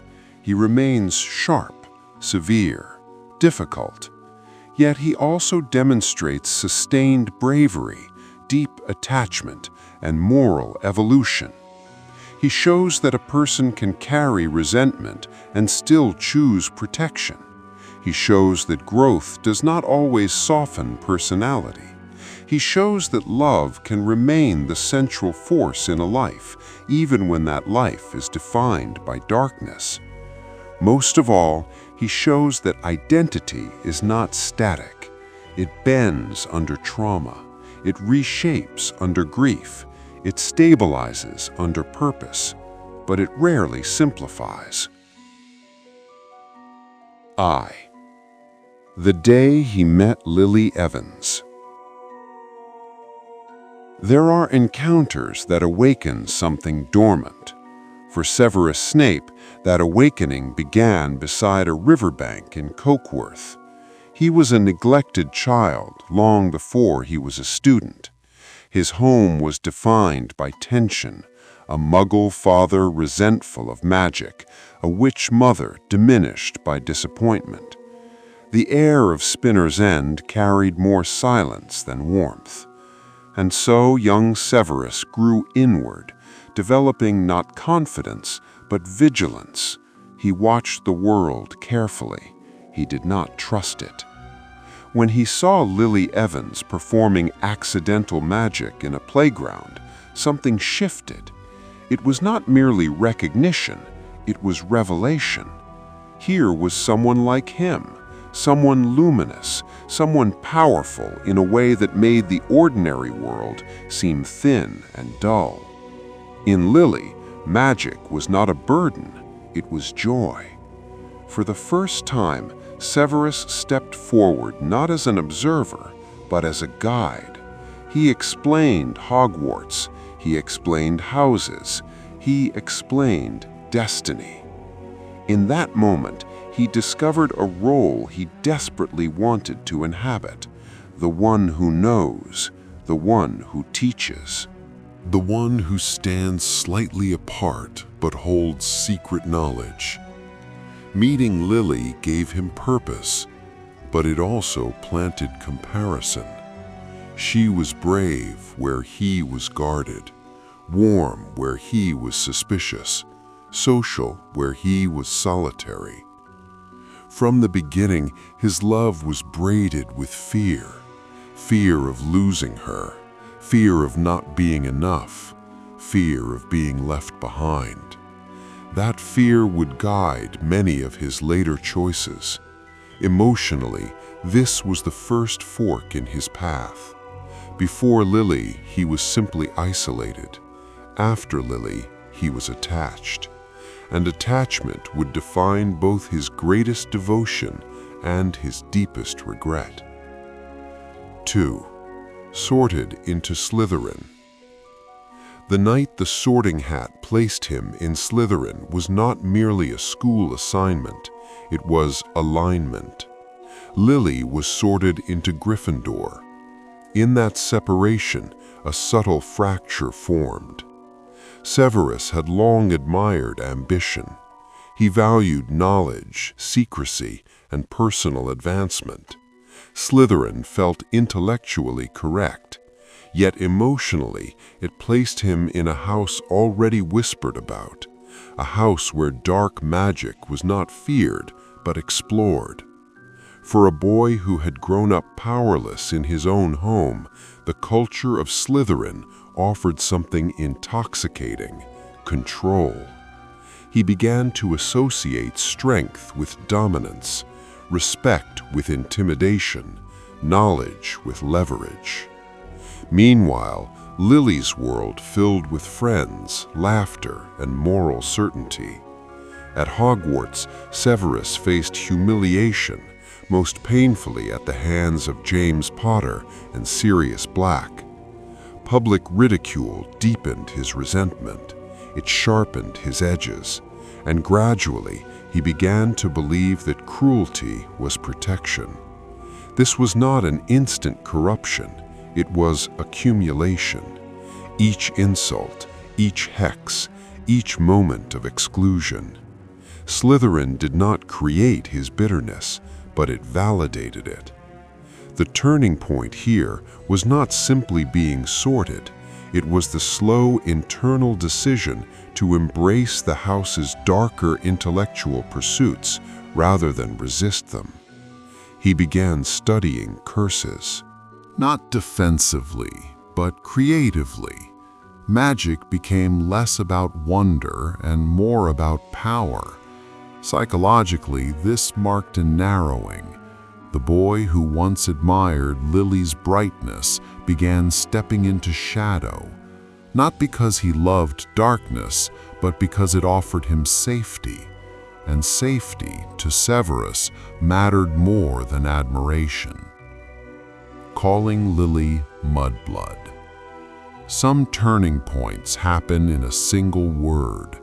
After years of humiliation by James and his friends, after one more public display of powerlessness beside the Black Lake, Severus lashed out, surrounded by Slytherins, angry, wounded. He called Lily a mudblood. It was not a calculated insult, it was reflex, but reflex reveals truth. In that instant, the two identities he had been balancing collided. The boy who loved Lily and the boy who sought validation among future Death Eaters. The word was not merely offensive, it was ideological. It meant that part of him had absorbed the prejudice he once dismissed. Lily's reaction was not explosive, it was wounded clarity. And when she walked away, she did not only leave the scene, she left him. This was perhaps the most intimate fracture of his life. For the first time, Severus experienced irreversible loss caused by his own choice. The consequence was immediate isolation, but the deeper impact was self-disgust. He tried to apologize, he tried to repair, but something fundamental had shifted. From this moment onward, love would no longer feel secure, it would feel conditional, fragile. And in losing Lily's trust, he drifted more fully toward those who offered belonging without moral scrutiny, the Death Eaters. This was not because he embraced hatred completely, it was because he had lost the one relationship that anchored him to restraint. The insult became a pivot. Before it, he still stood between worlds. After it, he began moving decisively toward one. Joining the Death Eaters. Severus Snape did not join Voldemort out of theatrical villainy. He joined out of ambition, alienation, and wounded pride. The Death Eaters offered structure, they valued skill, they respected cunning. They rewarded loyalty. For someone who had spent years being mocked publicly and misunderstood privately, this was powerful. But the true turning point was not his initiation. It was his acceptance of their ideology as useful. He may not have begun as a believer in blood purity, but he accepted the hierarchy because it elevated him. And this reveals a painful truth. Sometimes we accept systems not because we agree with them fully, but because they promise us recognition. Severus wanted to matter. Under Voldemort, he did. He developed as a potion maker, a strategist, a trusted servant. But in gaining status, he lost something subtler, moral hesitation. The more he committed, the more difficult retreat became. Emotionally, he hardened. He learned secrecy at a new level. He separated affection from allegiance. Yet Lily remained in his thoughts, not as a friend anymore, but as an unhealed absence. And that absence would soon collide with prophecy. 5. Overhearing the prophecy. This moment reshaped everything. When Severus overheard part of the prophecy spoken to Albus Dumbledore, he did not initially understand its full significance. He reported it to Voldemort out of loyalty and calculation. But when he realized that the prophecy might point to Lily and her child, loyalty fractured. For the first time, the ideology he had served collided directly with the one person he still loved. Panic replaced ambition. He begged Voldemort to spare Lily, not the child, not the husband, Lily. Even in desperation, his moral horizon was narrow. But when Voldemort refused to guarantee her safety, Severus made the most radical turn of his life. He went to Dumbledore. This decision required humiliation. It required confession. It required admitting catastrophic error. And Dumbledore did not absolve him. He demanded protection not just for Lily, but for her family. This was the first time Severus's love expanded beyond possession. He agreed, and in that agreement, he began his double life. Psychologically, this moment is profound. It marks the shift from self-serving ambition to sacrificial secrecy. He did not become virtuous overnight, but he chose to betray the most dangerous wizard alive in order to protect someone else. That choice defined the rest of his life. It was the first time he acted primarily from love rather than pride, and love in Severus Snape was absolute. Lily's death. When Lily died, Severus did not simply grieve, he shattered. He had asked Voldemort to spare her. He had trusted that his request mattered. It did not. The woman he loved died protecting her son, the child Severus had once overlooked in his plea. In this loss, two realizations formed. First, his loyalty to Voldemort had directly enabled her death. Second, her sacrifice had been larger than his understanding of love.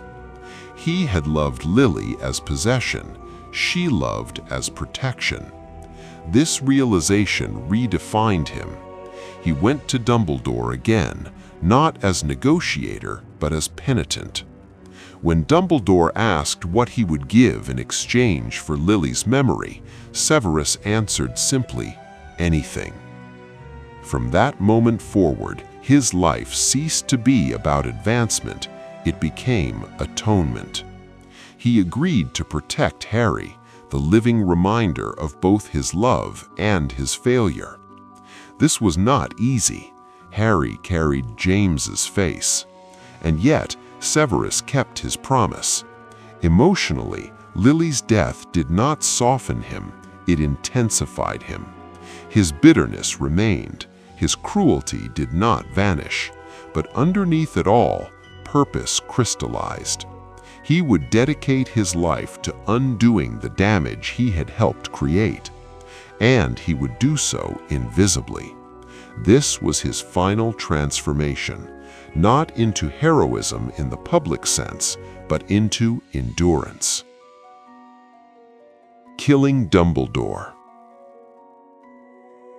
Years later, another irreversible moment arrived. Dumbledore, already dying from a cursed ring, asked Severus to kill him when the time came. To the outside world, this would confirm Severus as villain. To the Order, it would sever trust, but for the greater strategy and for Draco Malfoy's soul, it was necessary. Severus agreed. The turning point here was not the act itself, but the acceptance of moral isolation. He knew history would condemn him. He knew Harry would hate him. He knew he would carry the weight alone. And still, he chose it, because his loyalty had evolved beyond reputation. It was anchored in Lily's memory and Dumbledore's trust. Killing Dumbledore was not a return to darkness. It was the completion of his transformation into something complex, a man willing to be misunderstood in order to protect others. Emotionally, this act sealed his loneliness. From that moment until his death, he stood entirely alone. No house truly claimed him, no side fully trusted him, but he did not waver. The frightened boy at the riverbank had become a man defined not by admiration, but by resolve. 8. Becoming the double agent in full. After Lily's death and his vow to Dumbledore, Severus Snape did not immediately become the composed double agent history would later imagine him to be. That transformation required time and repeated exposure to danger. When Voldemort fell the first time, Severus remained at Hogwarts. Outwardly, he became a professor. Inwardly, he carried a fracture that never healed. For years, his role seemed stable. The Dark Lord was gone. His task was simple: watch the boy, protect him, wait. But when Voldemort returned, everything shifted again. Severus was required to re-enter the circle he had once betrayed. This was not symbolic danger. It was immediate mortal risk. Voldemort was no longer the rising figure he had joined in youth. He was now more paranoid, more ruthless, more suspicious. The margin for error was almost non-existent. The turning point here was not merely rejoining the Death Eaters. It was choosing to deceive the most powerful legilimens in existence. Snape's mind became his battlefield. He trained himself to compartmentalize emotion at an extreme level. Grief, fear, memory, affection, all had to be buried beneath calculated surface thoughts. Even love for Lily, the force that drove him, had to be shielded from discovery. This required more than intelligence. It required emotional discipline bordering on self-erasure. And this discipline altered him. Before, he had been reactive, bitter, easily provoked by humiliation. Now he became controlled.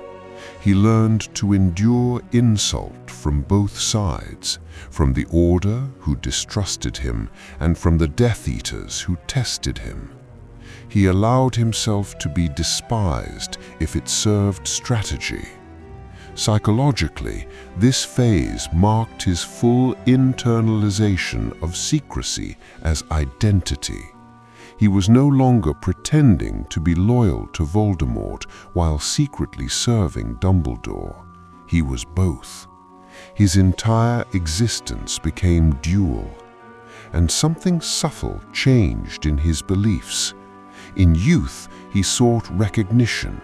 In early adulthood, he sought redemption. Now, he sought effectiveness.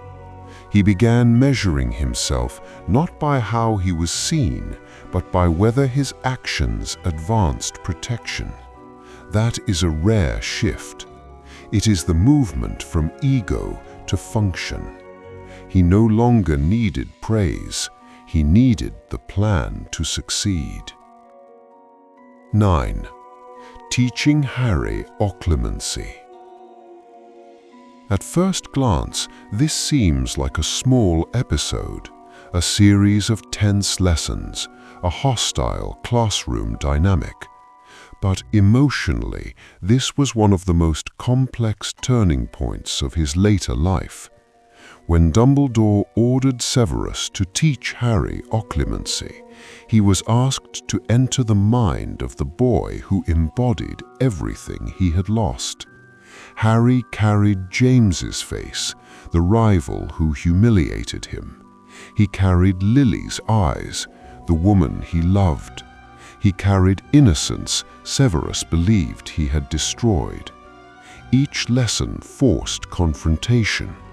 In invading Harry's thoughts, Severus encountered memories of neglect and isolation, eerily similar to his own childhood.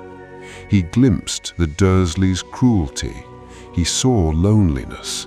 For a moment, and it was only a moment, he recognized reflection. But instead of softening, he hardened. Why? Because empathy threatened his control. If he allowed himself to see Harry as vulnerable rather than as James reborn, his anger would collapse into grief. And grief, for Severus, was destabilizing. So he chose distance. He taught harshly. He punished weakness. He allowed resentment to dominate their interactions. Yet this turning point changed him internally. For the first time, he was forced to confront the unintended consequence of Lily's sacrifice. The child was not merely a symbol, he was human. That recognition did not transform their relationship into warmth, but it deepened Severus's sense of obligation. Protection was no longer abstract. It had a face that blinked back at him. And though he resisted affection, he no longer saw Harry solely as enemy. He saw him as burden and responsibility. The emotional consequence was tension between hatred and duty, and Severus chose duty. X. The unbreakable vow. When Narcissa Malfoy came to him, desperate to protect her son Draco, Severus faced another fork in the path. Draco had been assigned an impossible task by Voldemort: kill Dumbledore. Narcissa feared her son would die trying. Severus agreed to make an unbreakable vow to protect Draco and complete the task if necessary. This was not an impulsive promise, it was calculated. He already knew Dumbledore was dying. He already knew the headmaster wanted him to be the one to end his life. But the vow made that future irrevocable. From this moment onward, Severus's path narrowed completely. He could no longer hesitate. He could no longer hope circumstances would change. He would have to kill the only person who fully understood him. The emotional impact of this decision is often overlooked.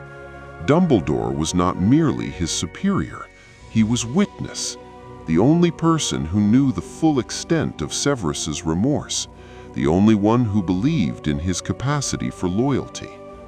Agreeing to the vow meant accepting the loss of that final anchor. Psychologically, this marked his final severing from any possibility of relief. He would finish the task, and then he would stand alone. This turning point is defined not by drama, but by resignation. He did not rage, he did not protest, he accepted. And acceptance for Severus always carried cost. Killing Dumbledore, the moment itself. When the moment came atop the astronomy tower, time slowed. Draco faltered, Dumbledore weakened. The other Death Eaters watched. Dumbledore's final plea, "Severus, please," was not begging for mercy, it was reminding him of their agreement. Severus understood. He cast the spell, Avada Kedavra. In that instant, he did not become villain, he became history's scapegoat. The consequence was immediate. The Order's trust evaporated. Hogwarts mourned. Harry's hatred solidified. But internally, something else happened. He crossed the final threshold of irreversible action. Before, he had chosen secrecy. Now he chose condemnation. This altered his sense of identity permanently. He could no longer imagine redemption through recognition. He would not live to see the plan complete. His only remaining goal was to ensure that the final instructions, especially the truth about Harry, were delivered. Emotionally, this act cemented his solitude. No one would thank him, no one would absolve him, and yet he continued. Giving Harry the memories. In the shrieking shack, as Nagini's venom spread and Voldemort misinterpreted the Elder One's loyalty, Severus faced his final turning point. Not death, revelation. He could have died silently. He could have allowed history to remember him as traitor. Instead, he gave Harry his memories. This was the most vulnerable act of his life. Memories are not facts, they are exposure. He allowed Harry to see Lily through his eyes, to witness his regret, his plea, his promise. In doing so, he relinquished control over his own narrative. For a man who had spent decades controlling information, this was enormous. He did not defend himself verbally. He did not explain. He simply offered truth. Psychologically, this marks his final evolution. He no longer needed concealment. He no longer needed vindication. He needed Harry to understand, because understanding would allow Harry to complete the mission. And that was always the goal.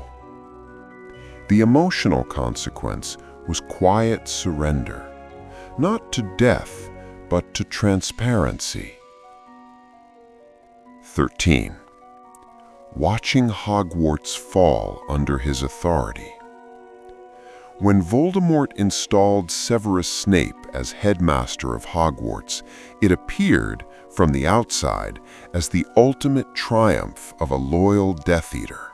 He had risen, he had influence, he had authority over the very institution that once humiliated him. But this was not victory. It was another test. The castle he once entered as a fragile boy now stood under siege. The Carrows taught cruelty as curriculum. Punishment replaced instruction. Fear replaced curiosity. And Severus stood at the center. This was a turning point not because it altered his allegiance, that had long been decided, but because it demanded a new form of endurance. He could not openly defy the regime. He could not reveal his protection of students. He could not visibly resist the Carrows' brutality. Instead, he practiced quiet mitigation. He redirected punishments where possible. He shielded where he could. He limited harm without drawing attention. He placed trusted staff strategically. He sent students into the forest rather than allow torture to escalate. It was invisible work, and invisibility was his lifelong discipline. Yet emotionally, this period deepened his isolation to its fullest extent. There was no Dumbledore now to confide in, no order that trusted him, no ally who understood his true role. He was entirely alone within the walls that had once defined his youth. Psychologically, this phase marks acceptance of permanent misinterpretation. Earlier in life, he still harbored fragments of hope that truth might surface. Now, he abandoned even that. His identity became purely functional. He did not need to be remembered correctly. He needed the students to survive. This is a subtle but enormous shift. He no longer fought for redemption.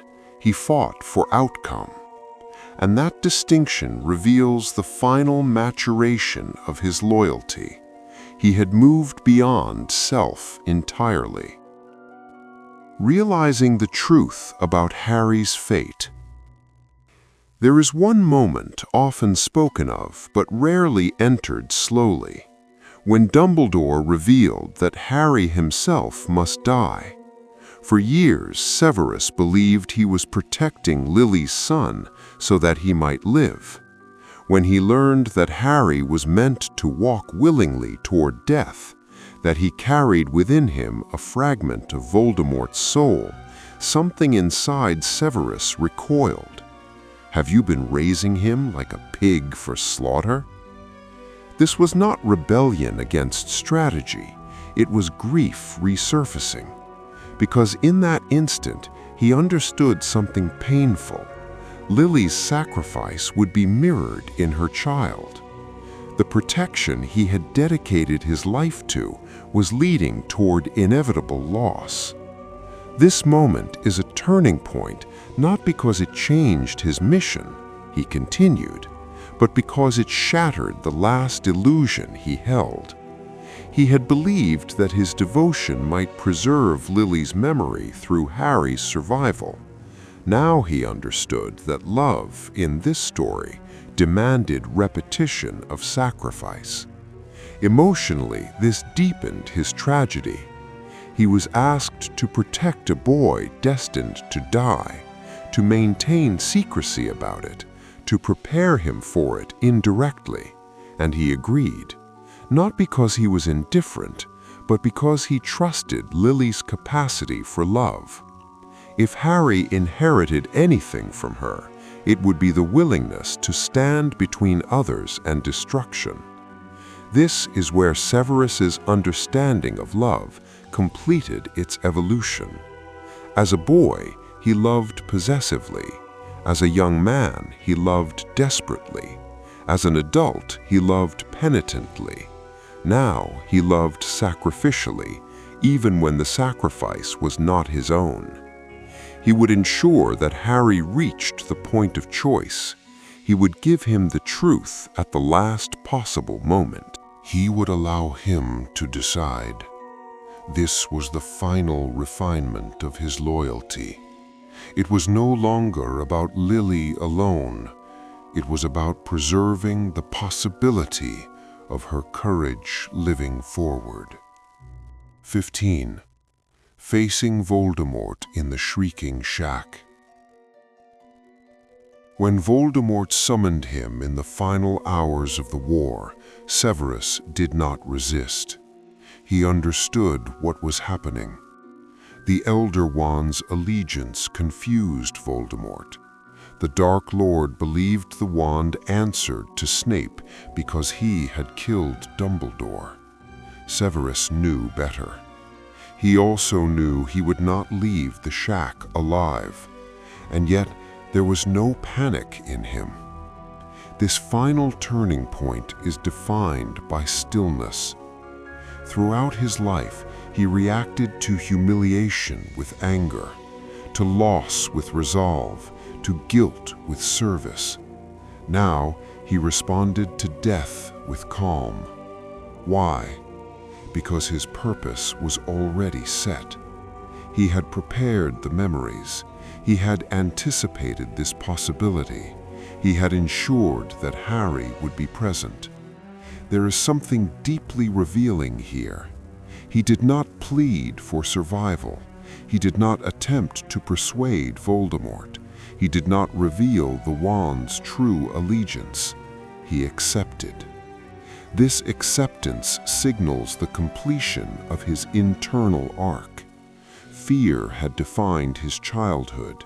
Ambition had defined his youth. Regret had defined his adulthood. Now there was no fear. There was only continuation of the plan. When Nagini struck, his final instinct was not self-preservation. It was to summon Harry, to look into Lily's eyes once more, to transfer the memories, to complete the vow made decades earlier. And in that act, the long chain of turning points converged into a single quiet gesture. He gave truth, not explanation, not defense, truth. And that is how his story closes. The moment after. Memory as judgment. Severus Snape did not live to witness the consequences of his final choice. He did not see Harry walk into the forest. He did not see Voldemort fall. He did not see the castle survive. And yet one more transformation occurred, not within him, but within the story shaped by him. When Harry entered the Pensieve and witnessed Snape's memories, the narrative shifted. For years, Harry had understood Severus as cruel, biased, cold, possibly treacherous. Those impressions were not illusions, they were lived experience. Snape had been harsh, he had been unforgiving. He had often chosen severity over kindness. But the memories revealed context. They revealed love that had never faded. They revealed guilt that never loosened its grip. They revealed a man who endured decades of suspicion without defense. This revelation did not erase Snape's faults, but it reframed them. The turning point here belongs not to Severus, but to the meaning of Severus. He ceased to be a one-dimensional antagonist in Harry's story. He became a quiet architect of its survival. And in that reframing lies the final layer of transformation. All his life, Severus feared being unseen, feared being irrelevant, feared being overshadowed. In death, he was understood. Not universally, not by everyone, but by the one person whose understanding mattered most: Harry. The naming, a quiet redemption. Years later, when Harry named his son Albus Severus Potter, something subtle occurred. This was not grand public vindication. There was no ceremony of apology, no rewriting of history and textbooks. It was private acknowledgement. The child carried the name of two men who shaped Harry's path, one openly, one invisibly. For Severus, this gesture completes the emotional arc he never witnessed. As a boy, he longed for belonging. As a young man, he sought status. As an adult, he abandoned both in favor of service. And in the end, his name became linked to courage, not because he was gentle, not because he was flawless, but because he chose repeatedly to endure isolation for a greater outcome. The emotional weight of this final recognition is profound. It means that his sacrifices were not swallowed by silence. They became part of the world he helped protect. The inner pattern of his turning points. If we gather every moment we have walked through tonight and place them gently beside one another, a pattern emerges. Severus's turning points share three qualities. They were private. They required loss. They narrowed his path rather than expanding it. Most characters grow by gaining options. Severus grew by losing them. Each decision removed comfort, removed admiration, removed companionship, until all that remained was promise. And promise, once chosen fully, simplified him. In youth, he was conflicted, torn between houses, between ideologies, between pride and affection. In adulthood, conflict remained, but direction did not waver. He chose Lily's memory. He chose Dumbledore's plan. He chose Harry's survival. Over and over, he chose.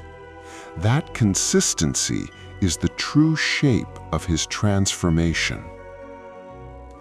A quiet psychological conclusion. If we look inward one final time, we see that Severus Snape's greatest turning point was not any single event. It was the moment he allowed love to define him more strongly than resentment.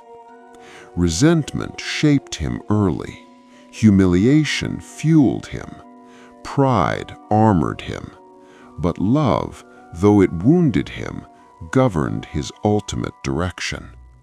And love, in his case, was not soft. It was disciplined. It was patient. It was silent. He did not become joyful. He did not become warm. He became steadfast. And steadfastness can sometimes look like severity from the outside, but within, it is a form of devotion. By the end of his life, Severus no longer acted to protect his own ego.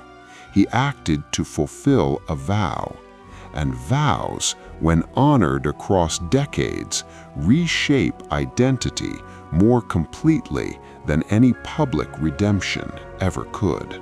The echo of his choices in the world he left behind.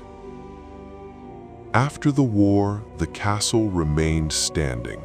Students returned, laughter returned, lessons resumed. And in that ordinary restoration lies one of the most subtle consequences of Severus Snape's life. He did not fight in open duels for glory. He did not lead armies into battle. He did not give speeches of inspiration. His work existed in prevention. He prevented suspicion from collapsing the order. He prevented Draco from becoming a killer. He prevented Voldemort from discovering Harry's true protection. He prevented harm at Hogwarts in small, careful ways. Prevention is invisible by design. You cannot easily measure what did not happen, and yet the stability that followed Voldemort's fall rests partly on those quiet interventions. There is something psychologically fitting about this. Severus had always existed at the edge of recognition. Even as a child, he stood slightly apart from groups. Even as a professor, he moved along the margins of the castle rather than its center. His influence mirrored his personality, present, precise, uncelebrated, and yet essential.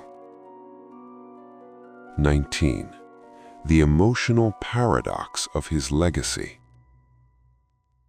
When we consider Severus Snape carefully, we find a paradox at the heart of his turning points. He was motivated by love, yet rarely expressed love kindly. He fought for protection, yet often wounded those around him. He dedicated himself to Lily's memory, yet treated her son with coldness. These contradictions are not flaws in the writing of his character. They are reflections of unresolved pain. Each turning point in his life required him to suppress rather than heal. When he lost Lily's friendship, he did not process the rejection, he hardened. When he joined the Death Eaters, he did not question his insecurity, he pursued power. When Lily died, he did not forgive himself, he punished himself through lifelong service. His growth did not look like emotional recovery, it looked like redirection. And that is important, because it means his transformation was not about becoming emotionally whole, it was about becoming morally committed. He never truly learned gentleness. He never allowed himself to be vulnerable again after Lily's death. Instead, he turned vulnerability into vow. He transformed regret into structure. He transformed love into discipline. He transformed shame into loyalty. That pattern explains why his turning points feel so stark. Each one sealed something shut inside him, and each one opened a new corridor of responsibility. 20x, the difference between redemption and alignment. It is often said that Severus Snape was redeemed, but redemption implies restoration, a return to something lighter. What we see instead is alignment. As a child, he longed for belonging. As a teenager, he sought recognition. As a young adult, he sought power. As a man, he sought atonement. By the end of his life, those motivations converged into a single, unwavering direction: protect Lily's legacy. This was not about forgiveness. It was not about earning praise. It was about coherence. He finally became consistent with himself. The early Severus was divided, part affectionate, part resentful. The later Severus was singular. Every action, every deception, every endurance flowed from one source. Love did not make him soft, it made him focused, and focus, sustained over decades, becomes identity. 21. The quiet courage of being misunderstood. Perhaps the most difficult turning point to appreciate is not a specific event at all. It is the decision to remain misunderstood. When he killed Dumbledore, Severus accepted that the Order would despise him. When he became headmaster, he accepted that students would fear him. When he died, he accepted that history might condemn him. This acceptance required a specific kind of courage, not the courage to face battle, but the courage to surrender reputation. Most people act with some hope of being known accurately, of being remembered fairly. Severus relinquished that hope. He chose impact over image, and that is a rare form of bravery. Because reputation comforts the ego, impact serves something beyond it. His final turning points were not about action, they were about relinquishment. He relinquished admiration. He relinquished clarity. He relinquished the possibility of living long enough to see the outcome. And yet, he did not relinquish commitment. That steadfastness is what ultimately reshaped how he is viewed. Connection and isolation. Snape's life is marked by a paradox. He sought connection intensely, yet often sabotaged it. He desired recognition, yet cloaked himself in cold detachment. He longed to belong, yet repeatedly aligned himself with forces that alienated him from those he needed most. From childhood onward, relationships were not safe for him. They were unstable, fragile, and often humiliating. That early instability created in him a defensive posture that followed him into adulthood. He learned early that affection could vanish, that admiration could turn to ridicule, that trust could be betrayed, and that love, once lost, might never return. These lessons would echo through every bond he formed. Lily Evans, Love, Idealization, and Rupture. At the center of Snape's emotional world stands Lily Evans. Their relationship began before Hogwarts, in the gray streets of Cokeworth. For a boy neglected at home, Lily represented something luminous. She was gifted, curious, warm. More importantly, she saw him, not as the awkward, poorly dressed child from Spinner's End, but as someone who possessed knowledge and wonder. Snape introduced Lily to magic. In doing so, he found purpose. Teaching her allowed him to feel powerful and needed. She became not merely a friend, but the axis of his identity. His sense of self-worth became intertwined with her approval. Yet even in childhood, fractures were visible. Snape's fascination with the dark arts began early. He collected knowledge that made others uneasy. Lily tolerated this at first, but she did not share his appetite for cruelty or dominance. Their values slowly diverged. At Hogwarts, the gap widened. Sorted into Slytherin while Lily entered Gryffindor, Snape's social world became increasingly shaped by students who admired ambition and power. Among them, flirtation with darker magic was normalized. For Snape, aligning with these peers offered protection and status he lacked elsewhere. But each step deeper into that world distanced him from Lily.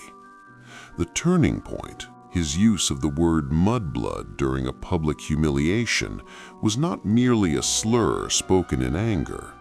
It was the moment when Snape's desperation to save his pride destroyed the one relationship that had grounded him. Emotionally, this rupture reshaped him.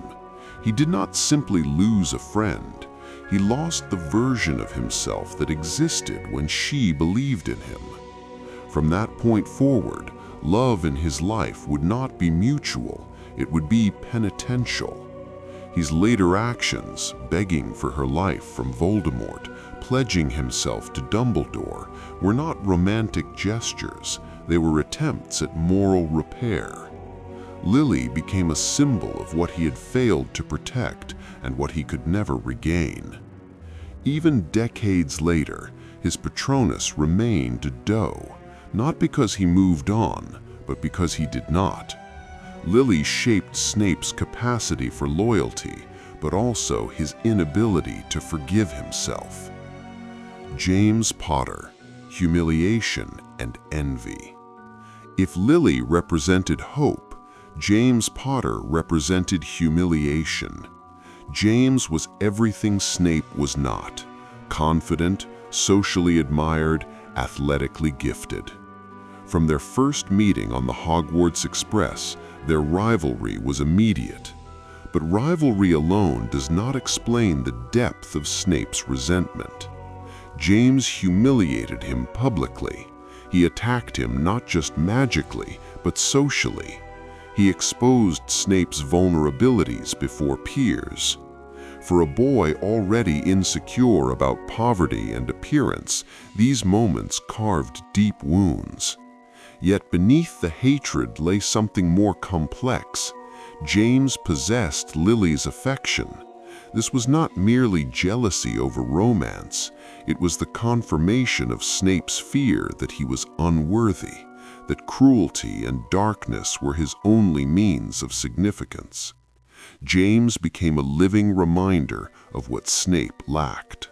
The humiliation by the lake during their 5th year, observed by Lily, became psychologically pivotal.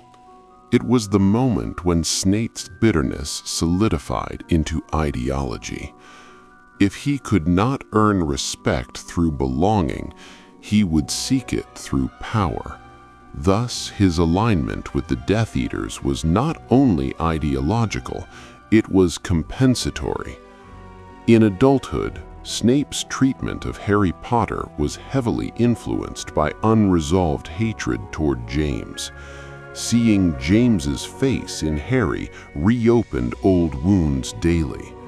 He could not separate the son from the father, except in one crucial way: the eyes.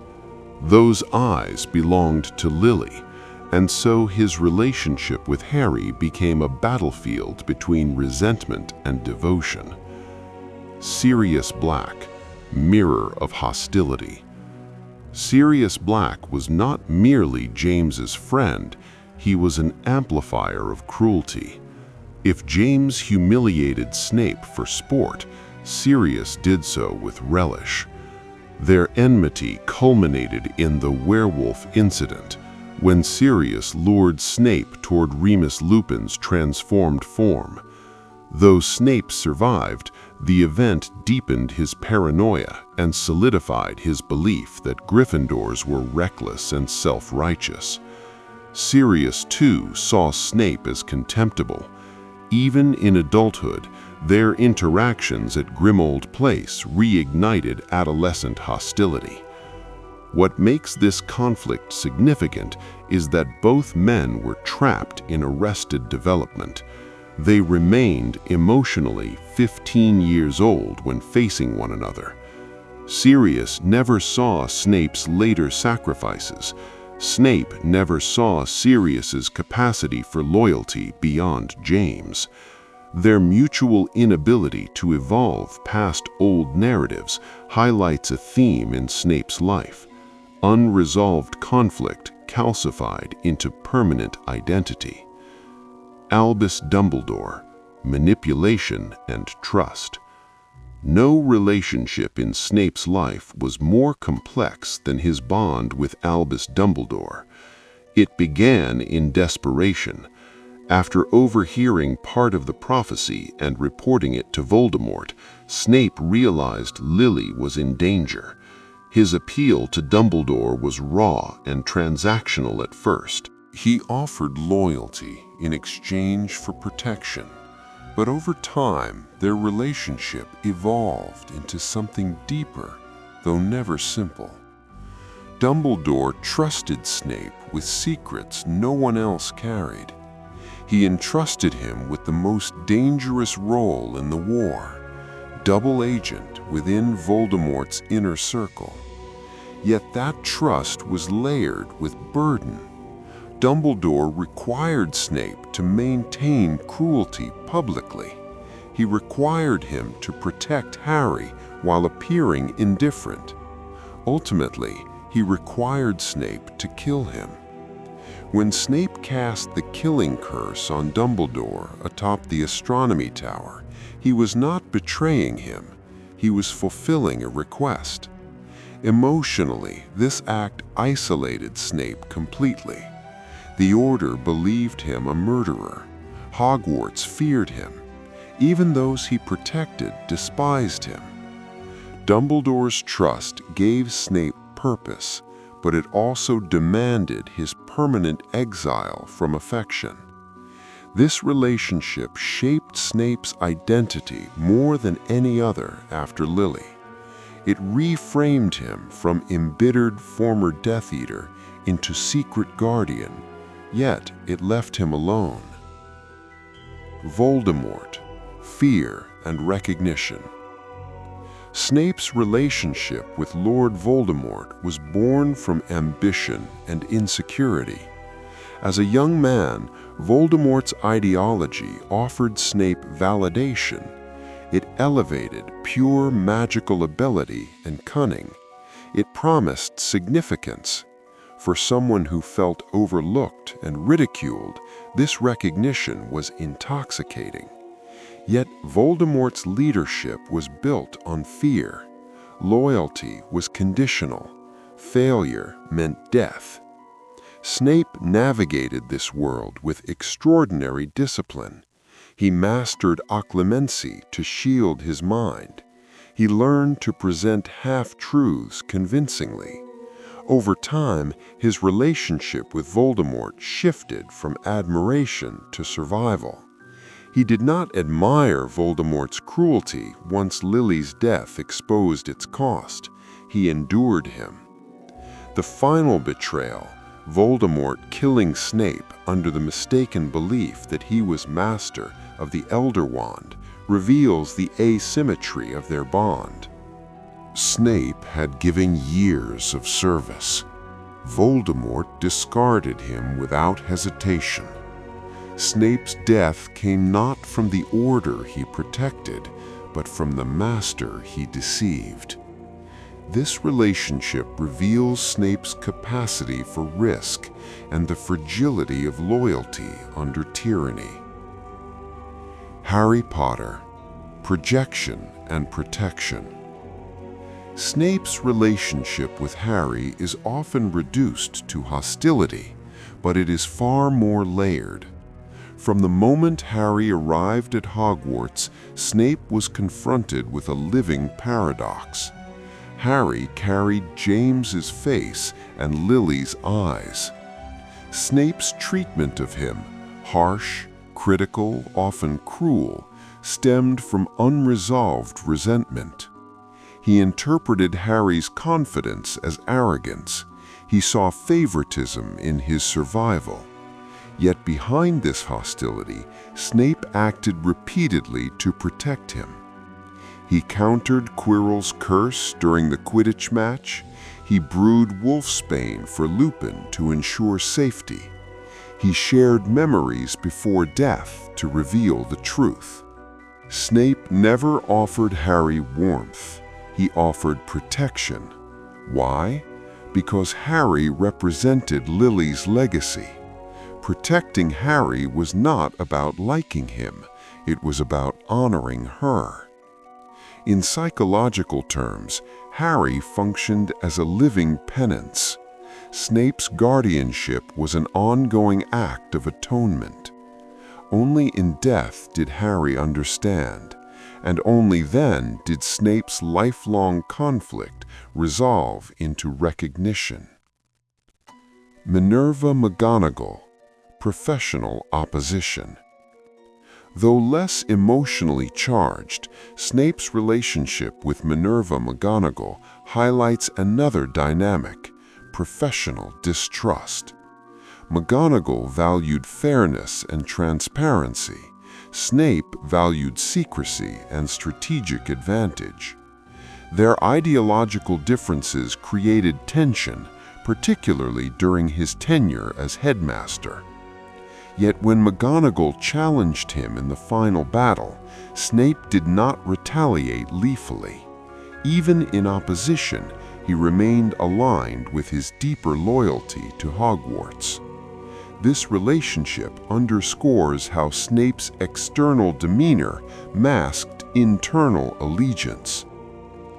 Remus Lupin, contempt and complexity. As a marauder, Lupin was complicit in Snape's humiliation. Yet, as an adult, Lupin displayed compassion and restraint. Snape's brewing of wolfsbane potion for Lupin during his teaching year was a professional duty carried out reliably. But Snape also exposed Lupin's lycanthropy, leading to his resignation. This action reflects Snape's inability to fully forgive past complicity. His relationships rarely healed. They stabilized at uneasy coexistence. Narcissa Malfoy, the unbreakable vow. One of the most revealing relationships in Snape's later life is his bond with Narcissa Malfoy. Unlike Lily, Narcissa was not someone Snape loved. Unlike Dumbledore, she was not someone he followed. Unlike Voldemort, she was not someone he feared. She was someone who asked him for help. When Narcissa came to Spinner's End, terrified for her son Draco's life, she approached Snape not as a fellow Death Eater alone, but as a mother desperate to protect her child. She did not appeal to ideology, she appealed to shared history and to trust. And Snape responded. He agreed to make the unbreakable vow, a magically binding promise to protect Draco and, if necessary, to carry out Voldemort's task himself. This moment reveals something important. Snape understood maternal fear. He had witnessed Lily die protecting her son. He had failed to prevent it. Standing before Narcissa, he saw again the shape of a mother begging for her child's life. In that moment, his agreement was not only strategic, it was personal. The vow tied him to a path that would culminate in killing Dumbledore. It increased his isolation. It heightened his danger. It deepened his entanglement in moral ambiguity. Yet he accepted it without hesitation. Narcissa's trust in him, misplaced or not, affirmed that someone still believed he could protect. In a life defined by mistrust, that mattered. Draco Malfoy, a reflection of youth. Snape's relationship with Draco Malfoy is often seen as favoritism. And indeed, Snape treated Draco with a degree of protection he did not extend to others. But this dynamic was not merely about house loyalty. Draco represented a younger version of Snape himself, a boy raised within pure-blood ideology, a boy eager for approval, a boy who mistook cruelty for strength. Snape saw in Draco the same dangerous path he once walked, seduced by power, flattered by proximity to darkness. But there was one crucial difference. Draco hesitated. When tasked with killing Dumbledore, Draco faltered. He could not perform the act. Snape understood that hesitation intimately. He had once made a catastrophic choice in youth, reporting the prophecy, and had paid for it ever since. By stepping in and killing Dumbledore himself, Snape did more than fulfill a plan. He spared Draco from carrying that irreversible burden. Emotionally, this was significant. Snape could not save himself from the moral cost of his past, but he could prevent Draco from acquiring one of his own. In protecting Draco, Snape attempted to interrupt a cycle. It was a quiet, unacknowledged act of mercy. Bellatrix Lestrange, suspicion and performance. Where Narcissa trusted, Bellatrix Lestrange suspected. Bellatrix embodied fanatic devotion to Voldemort. She questioned Snape's loyalty repeatedly, testing him with probing inquiries and subtle threats. Their interactions were intellectual duels. Snape responded to her suspicion not with emotion, but with calculated explanation. He dismantled her doubts piece by piece, presenting evidence of his usefulness to the Dark Lord. What is psychologically revealing here is the stamina required. Snape lived under constant scrutiny. He could not show offense. He could not reveal irritation. He could not defend himself too passionately. Every conversation with Bellatrix required composure layered over secrecy, layered over fear. This relationship reveals the immense cognitive burden Snape carried as a double agent. His survival depended not on strength, but on precision. The Order of the Phoenix. Conditional acceptance. Within the Order, Snape was tolerated rather than embraced. Members such as Molly Weasley and Arthur Weasley never fully trusted him. Their skepticism was understandable. His past affiliations and abrasive demeanor offered little comfort. Yet Dumbledore's word protected him. This conditional acceptance placed Snape in a familiar position, present yet unwelcome. He contributed intelligence, he risked exposure, he endured suspicion. The Order benefited from his work, but rarely acknowledged his cost. This pattern reinforced Snape's self-concept as someone who operates in shadow, essential but unloved. And perhaps by that stage of life, he no longer expected warmth. Horace Slughorn. Talent and recognition. Snape's dynamic with Horace Slughorn offers another layer. Slughorn admired talent. He collected promising students. He celebrated achievement. Yet Snape never fully belonged to Slughorn's club. He was brilliant in potions, so much so that his annotations in the Half-Blood Prince's textbook surpassed formal instruction. But his demeanor, his social discomfort, and his lack of charm excluded him from Slughorn's network of favored protégés. This subtle exclusion mattered. Snape possessed extraordinary intellectual ability, yet recognition eluded him in visible ways. He received professional respect at Hogwarts later, but rarely admiration. Slughorn's social world favored warmth and charisma, traits Snape neither possessed nor valued. This reinforced Snape's belief that talent alone does not guarantee belonging, and so he leaned further into self-sufficiency. Teaching at Hogwarts, Authority and Resentment. As a professor, Snape's relationship with students became a projection surface. He was harsh, particularly toward Gryffindors. He favored Slytherins.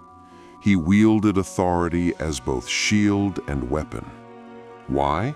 Because the classroom inverted his adolescent experience. Once humiliated publicly, he now controlled the room. Students feared him. They did not mock him. Yet fear is not respect. Snape's teaching style reveals unresolved wounds. Rather than mentor widely, he reserved genuine instruction for those he deemed worthy or useful. And yet, paradoxically, he was an effective teacher. He maintained discipline. He produced competent potion makers. He later defended students during his tenure as headmaster by covertly limiting the Carrow's cruelty. Even in authority, he remained conflicted. He desired control, but he also quietly protected. The final isolation, headmaster in wartime. When Snape became headmaster under Voldemort's regime, his isolation reached its peak. Students believed him complicit. The Order believed him traitorous. Death Eaters monitored him. Voldemort trusted him conditionally. He had no confidant left. Dumbledore was dead. Lily long gone. Trust evaporated on all sides. Yet during this time, Snape continued to act strategically to minimize harm at Hogwarts. He covertly instructed staff to avoid lethal punishments. He sent the Sword of Gryffindor to Harry through intricate planning. These actions required foresight and restraint, but they also required enduring hatred without defense. Snape accepted being misunderstood. This may be the most psychologically revealing choice of all. Earlier in life, humiliation drove him toward bitterness. Later, he endured it for a purpose. That is growth, though it never softened him. Death and recognition. Snape's final relational act was toward Harry. In the Shrieking Shack, dying from Nagini's venom, he did not speak to defend himself. He offered memories. He allowed Harry to see the full history, Lily, the prophecy, the plea to Dumbledore, the promise to protect. He relinquished control of his narrative. For a man who guarded his mind with such ferocity, this surrender was profound. His death was not accompanied by reconciliation. It was accompanied by revelation. Only afterward did Harry understand. Years later, naming his son Albus Severus was not merely tribute to bravery. It was acknowledgement of complexity, of a man shaped by love, warped by resentment, sustained by loyalty. Snape never achieved peace in life, but he achieved clarity in death. The weight of memory, living among ghosts. Snape's life after Lily's death was not simply one of covert allegiance. It was a life lived in the presence of memory. Every corridor at Hogwarts carried echoes. He walked past classrooms where Lily once studied. He passed the lake where humiliation fractured their bond. He taught in halls where James once laughed at him. Hogwarts was not neutral ground for Snape. It was a landscape of emotional residue. For most people, relationships exist in the present tense. For Snape, many existed in the past tense, but remained active internally. Lily was gone, yet she dictated his choices. James was dead, yet he shaped Snape's perception of Harry. Dumbledore died, yet his final request governed Snape's remaining actions. Snape lived among ghosts, and unlike others, he did not seek release from them. He preserved them deliberately. His Patronus remained unchanged for decades. His allegiance remained rooted in a single childhood friendship. His bitterness remained tied to adolescent humiliation. This continuity reveals something profound.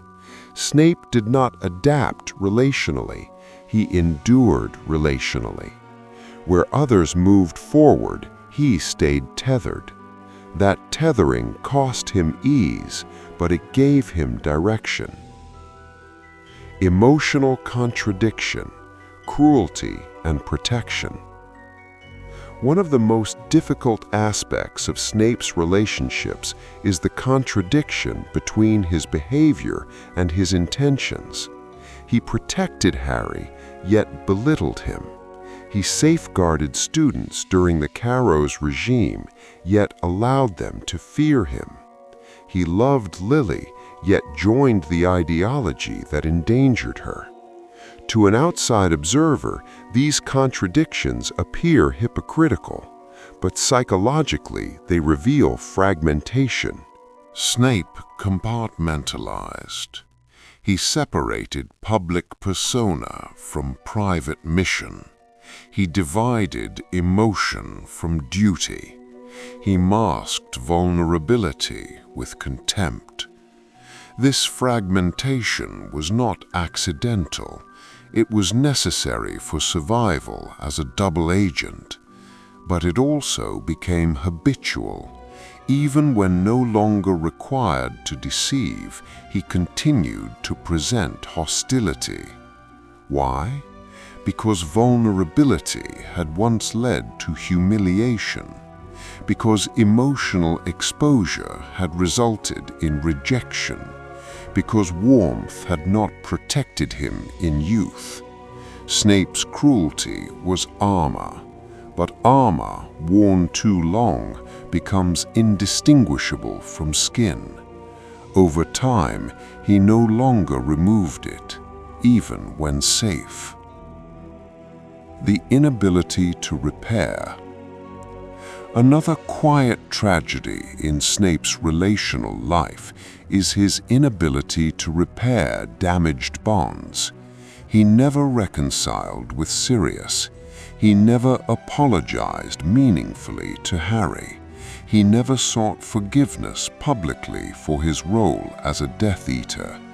Instead, he pursued redemption privately. This distinction matters. Redemption is self-imposed. Reconciliation requires mutual participation. Snape did not seek comfort from those he wronged. He sought to balance scales internally. Perhaps he believed he did not deserve absolution. Perhaps secrecy prevented openness. Perhaps pride restrained him. Whatever the reason, his life became a series of solitary acts of atonement rather than shared healing. Even his final revelation to Harry occurred moments before death, too late for dialogue, too late for mutual understanding. Snape's relationships were transformative, but rarely restorative. Loyalty as identity. Across every major bond, one constant emerges. Snape's loyalty, once given, did not waver. To Lily, it lasted beyond her death. To Dumbledore, it persisted through lethal request.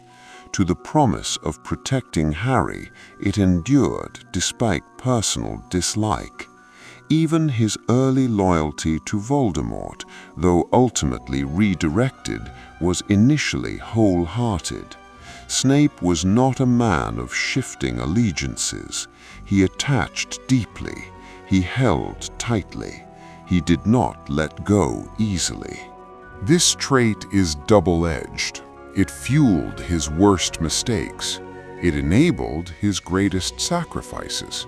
When he loved absolutely. When he hated enduringly. When he promised, he fulfilled. In relational terms, Snape was extreme. He did not operate in moderation. And perhaps that extremity is why he remained perpetually at odds with more emotionally flexible characters. Isolation, chosen and imposed. By the final year of his life, Snape occupied a position of near total isolation. The Order distrusted him. The Death Eaters scrutinized him. Students feared him. Former rivals despised him. Yet he did not attempt to correct the narrative. He allowed himself to be seen as traitor, murderer, tyrant. This was not passivity, it was strategic endurance. But endurance of that magnitude reshapes a person.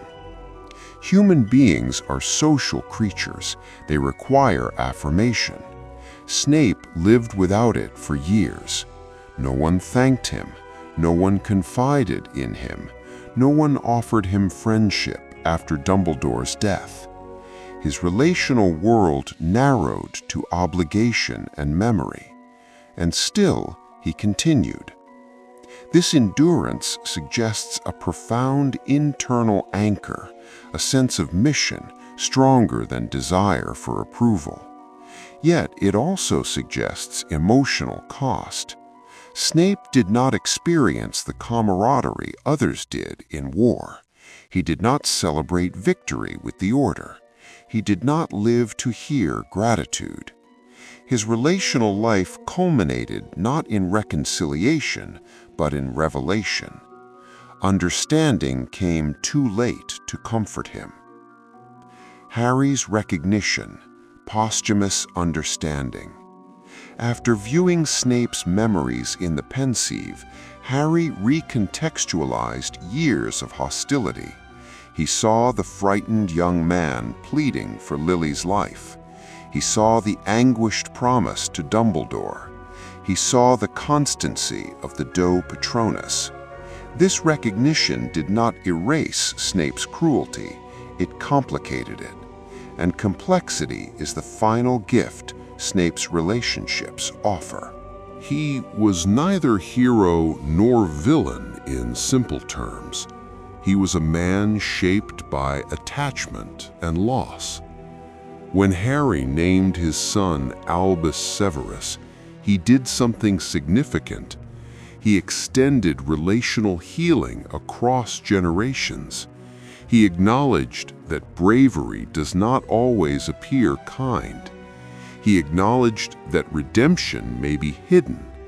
He acknowledged that people can act from wounded devotion rather than malice alone. In doing so, Harry completed a relational arc Snape himself never finished. He offered understanding where Snape offered protection. The fear of being seen. One of the quiet paradoxes in Snape's life is this. He longed to be understood, yet he feared being fully seen. As a child, being seen meant being exposed, mocked for his clothes, his poverty, his awkwardness. As a student, being seen meant public humiliation. As a Death Eater, being seen meant vulnerability to a master who punished weakness. So Snape developed concealment as instinct. Occlumency was not just a magical discipline for him, it was an emotional habit. He learned to guard thoughts, to compartmentalize pain, to prevent intrusion. But relationships require visibility. They require risk. Snape rarely allowed that risk. Even with Lily, he did not fully reveal his fascination with darker magic until it created a fracture.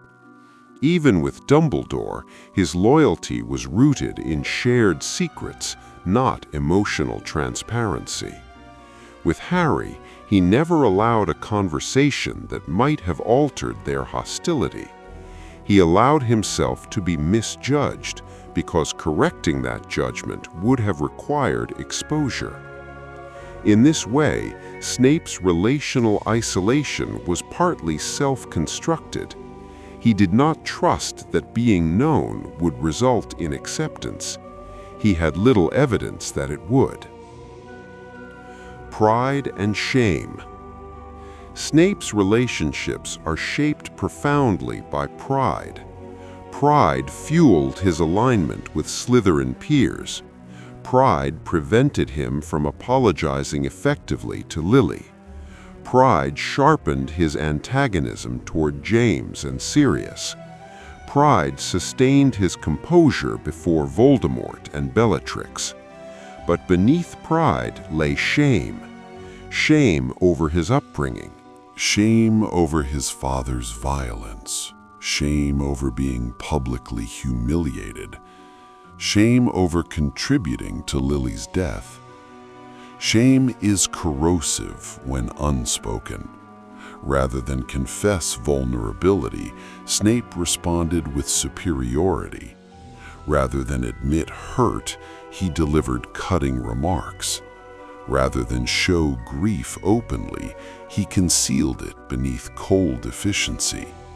His relationships therefore carried tension between two forces: the desire to feel valued, the refusal to appear needy. This tension kept others at a distance. People sensed his hostility.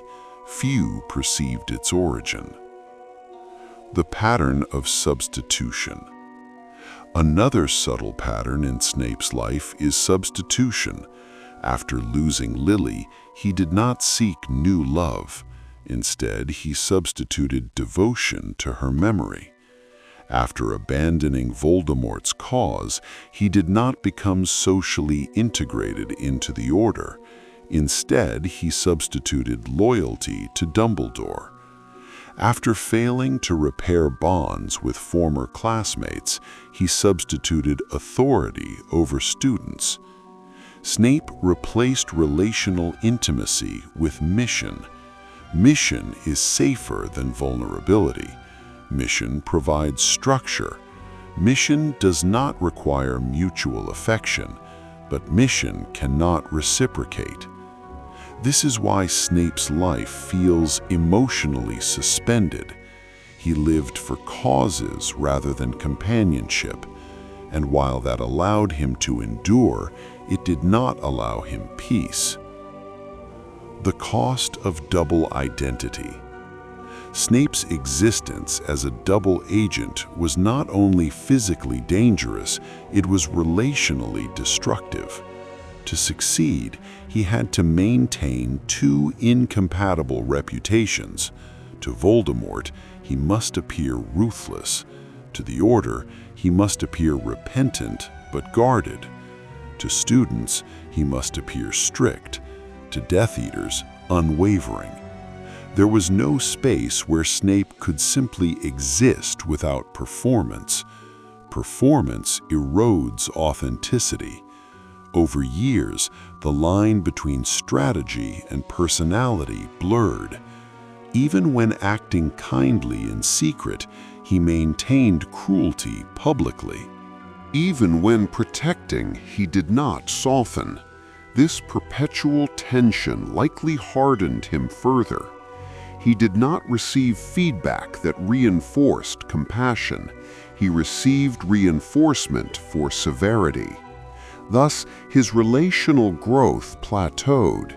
He became consistent, but not expansive. A life without witness. Perhaps the most tragic relational element in Snape's story is this. For most of his life, no one witnessed his full self. Lily saw his early wonder, but not his later sacrifice. Dumbledore saw his loyalty, but not his loneliness. Harry saw his cruelty, but not his protection. The Order saw his suspicion, but not his endurance. The Death Eaters saw his composure, but not his divided allegiance. Only in the pensieve, at the moment of death, did someone finally witness the whole. But by then, Snape was dying. Human beings require witnesses to feel real. To be fully known is to be validated. Snape rarely experienced that, and so his identity remained fragmented until the end. Why he never left? One question lingers. Why did Snape remain at Hogwarts year after year? He could have fled.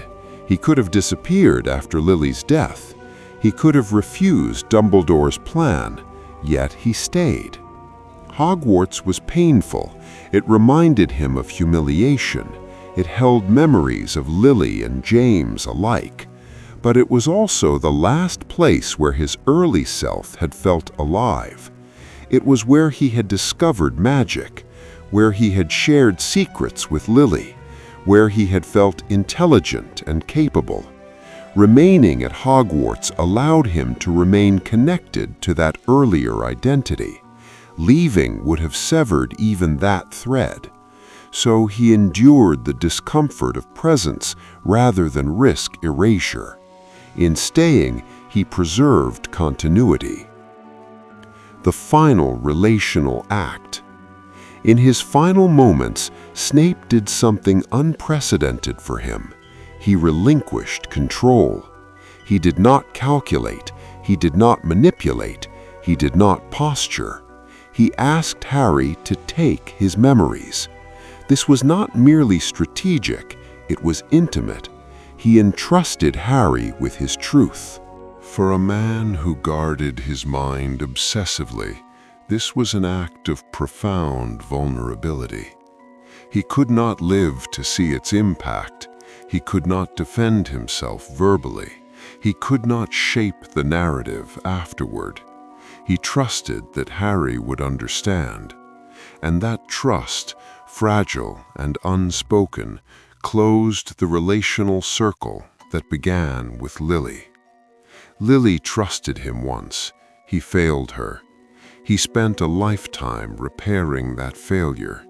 In the end, he trusted her son.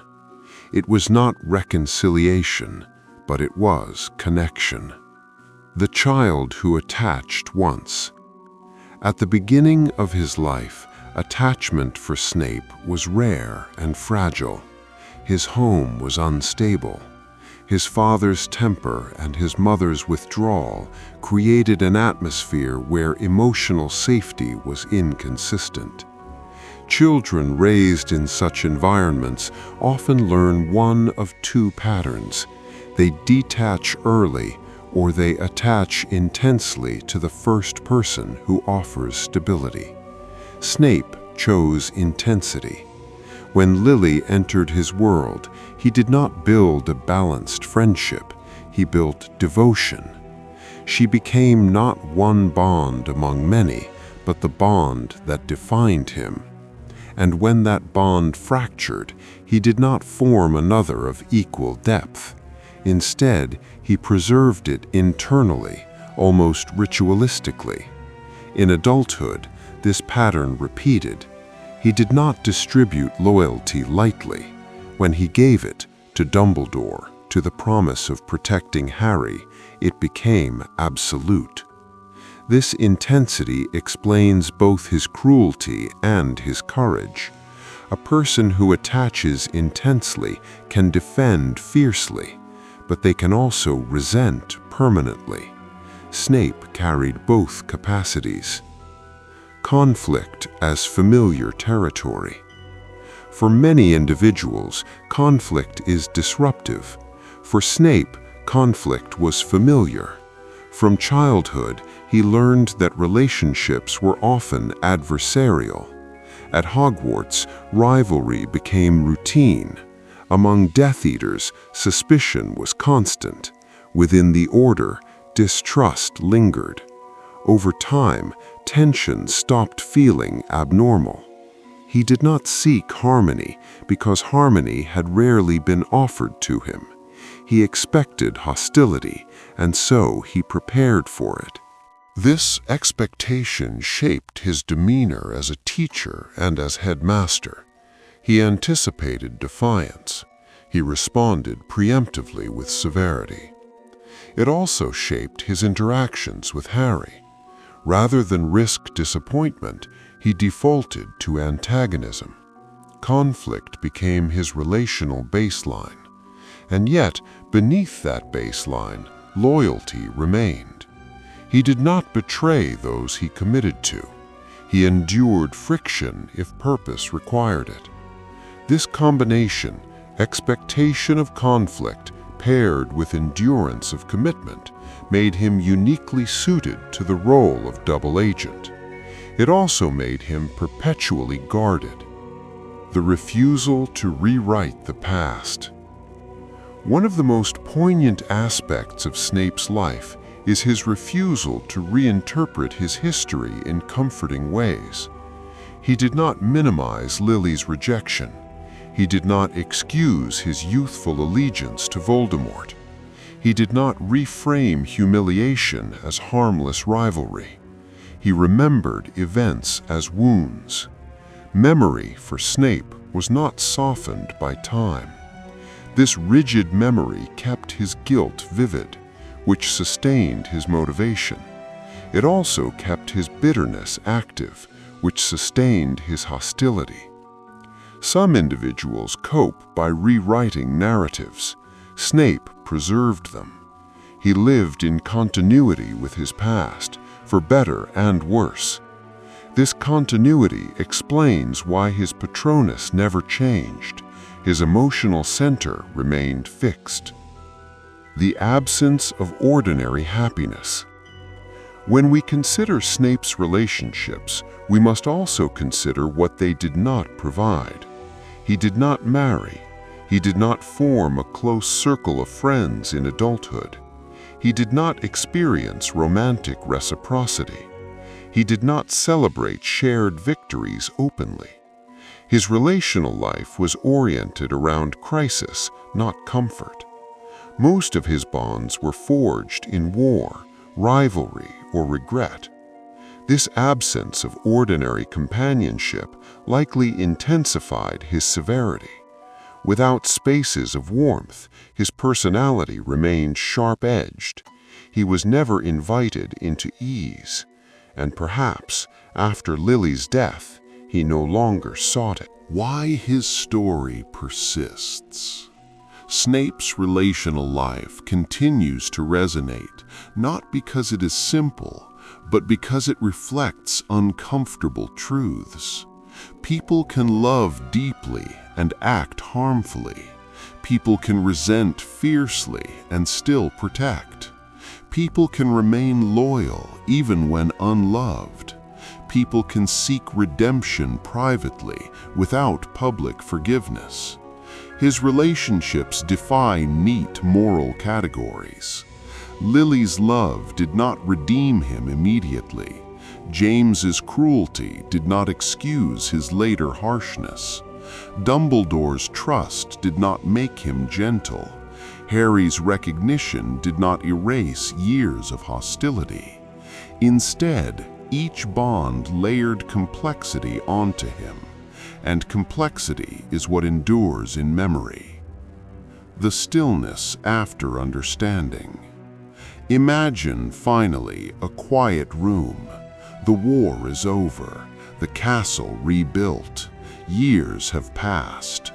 Harry stands before a pensieve, remembering once more the silver thread of memory Snape entrusted to him. He no longer feels anger. He no longer feels confusion. He feels something closer to solemn respect. Snape's life did not resolve into friendship. It resolved into understanding. And perhaps that is the most fitting closure for a man who lived misunderstood. Not applause, not affection, but comprehension. To be understood, even once, is a form of connection. Snape did not receive it in life, he received it in legacy. Legacy in the world, the man who held the middle.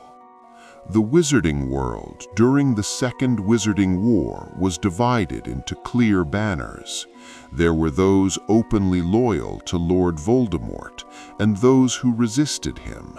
Most people declared themselves through visible action. Severus Snape did something far more dangerous.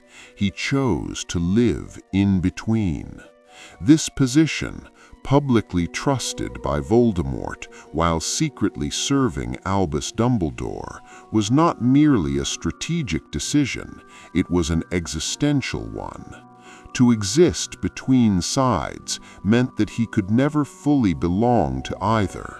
It meant suspicion from allies and conditional acceptance from enemies.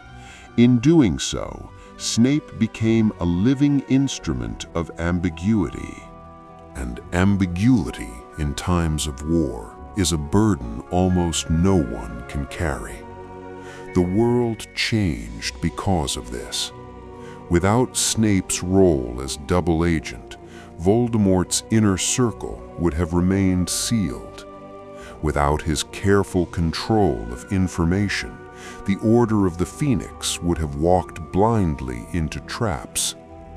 Without his position at Hogwarts during its darkest year, the school might have become something irreversibly cruel. Snape did not fight on battlefields in shining armor. He altered the course of the war through restraint, through misdirection, through silence. He became a reminder that history is often shaped not by those who shout their loyalties, but by those who endure isolation to protect what they cannot openly defend. There is also something more subtle in the way he changed the world. He challenged its moral simplicity. The wizarding world, particularly in the eyes of youth, often frames good and evil as easily distinguishable. Gryffindor bravery, Slytherin ambition, light and dark. Snape unsettles this division. He was once drawn to the ideology of blood purity. He once served Voldemort willingly. He caused harm through his choices, and yet he turned. His legacy complicates the idea that people are fixed. He demonstrates that belief systems, even dangerous ones, can fracture under the weight of personal loss. He shows that a person's worst chapter does not have to be the final one. The war against Voldemort was not won by purity alone. It was won by flawed individuals choosing again and again to act against their own comfort. Snape embodies that uncomfortable truth. The cost of a single promise. At the heart of Severus Snape's legacy lies a promise. When he learned that Lily Potter was marked for death, something within him collapsed. His plea to Dumbledore was not noble in its origin. It was desperate, self-focused, born of regret. But from that moment forward, he bound himself to a vow that would reshape his entire existence. He would protect Lily's son. This promise did not soften him. It did not make him kinder in daily life. It did not transform his personality into warmth. Instead, it gave him direction. His protection of Harry Potter was not affectionate. It was not openly gentle. In fact, it was often obscured by hostility. Yet beneath that surface, a line had been drawn. When he countered curses during Harry's first Quidditch match, when he brewed potions that would shield students from danger, when he passed vital information at immense personal risk, each act traced back to that single commitment. In the long arc of the wizarding world, this promise altered everything, because it meant that Harry survived long enough to fulfill his role. It meant that key knowledge reached the right hands at the right time. It meant that Dumbledore's larger strategy remained intact. Snape's legacy, then, is inseparable from the idea that even imperfect motivations can lead to transformative good. He did not begin his redemption as a selfless hero. He began it as a grieving man who could not undo a mistake. And yet he stayed the course. The world changed because he did not abandon that path, even when Lily was long gone, even when gratitude would never come, even when history seemed poised to remember him only as a traitor. This reveals something essential about his meaning. Redemption is not a single decision. It is sustained endurance. The legacy within Hogwarts. Hogwarts School of Witchcraft and Wizardry is more than a building in the story. It is the moral center of the wizarding world. It is where children learn not only magic, but belonging. Snape's presence within Hogwarts was complicated. As a teacher, he was often severe. He favored his own house. He humiliated students he disliked. Many remember him as unjust. Yet during the year when Voldemort took control of the Ministry and Hogwarts fell under the watch of the Carrows, Snape occupied the position of headmaster. Outwardly, he seemed complicit. Inwardly, he limited cruelty where he could. He redirected punishments. He maintained a structure that prevented the school from descending into chaos.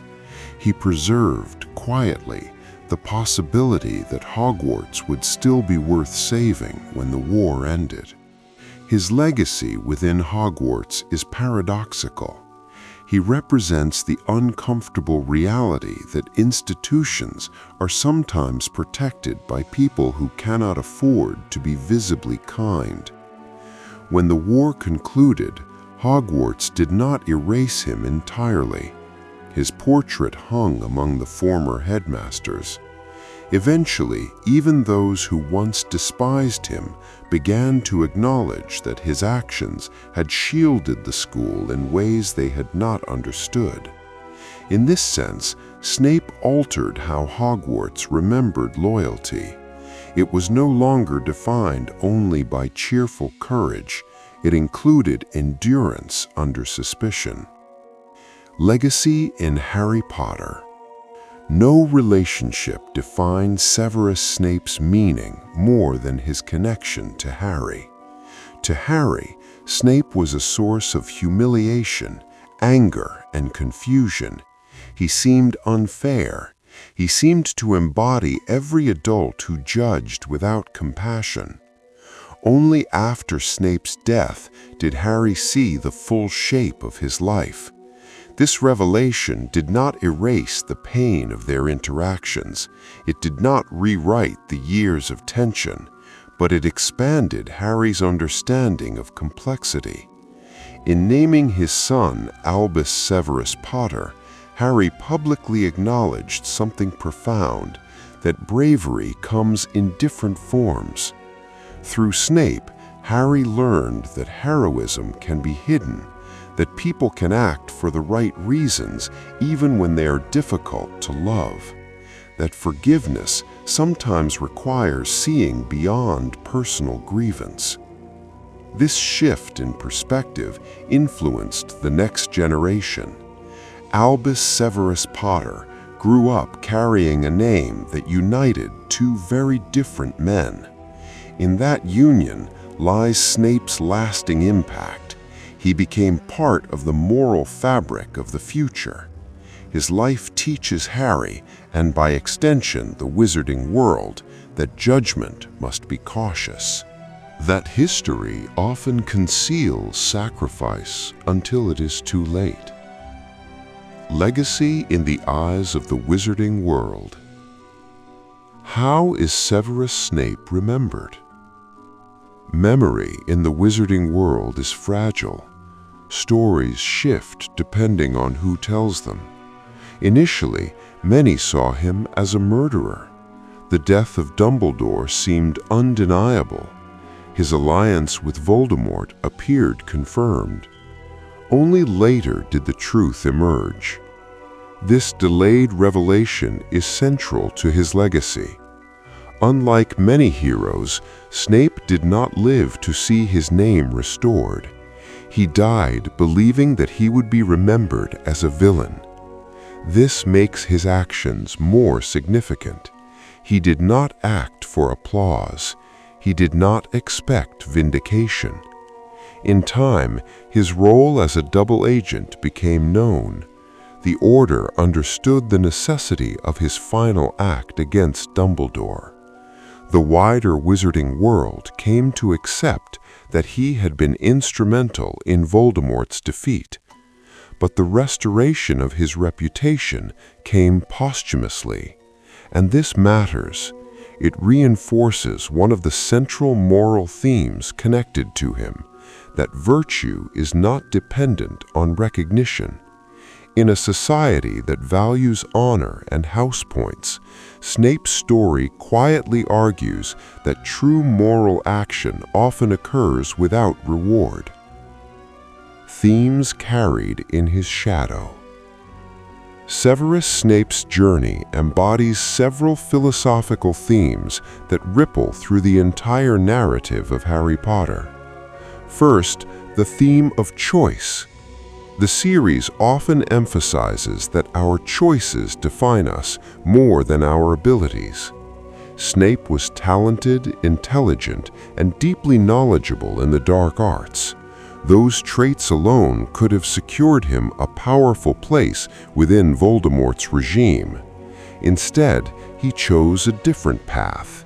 Even after aligning himself with darkness, he chose again and again.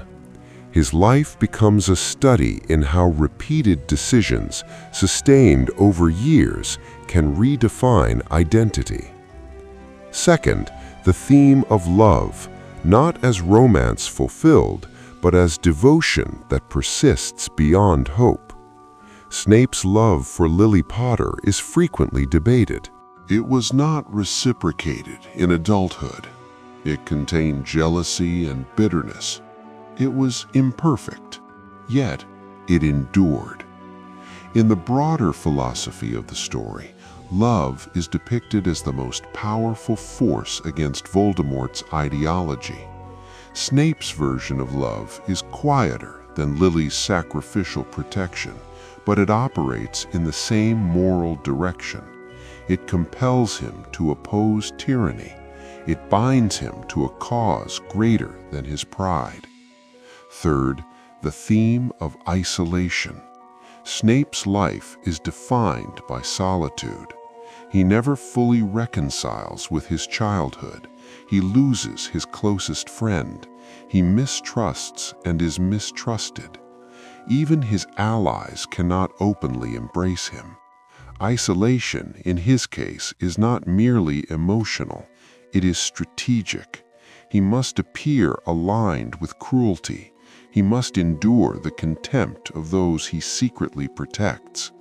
This isolation becomes part of his sacrifice. In reflecting on this, the story invites readers to consider how often unseen individuals carry burdens that are misunderstood by others. Long-term consequences of his choices. What lasting consequences emerge from Severus Snape's actions?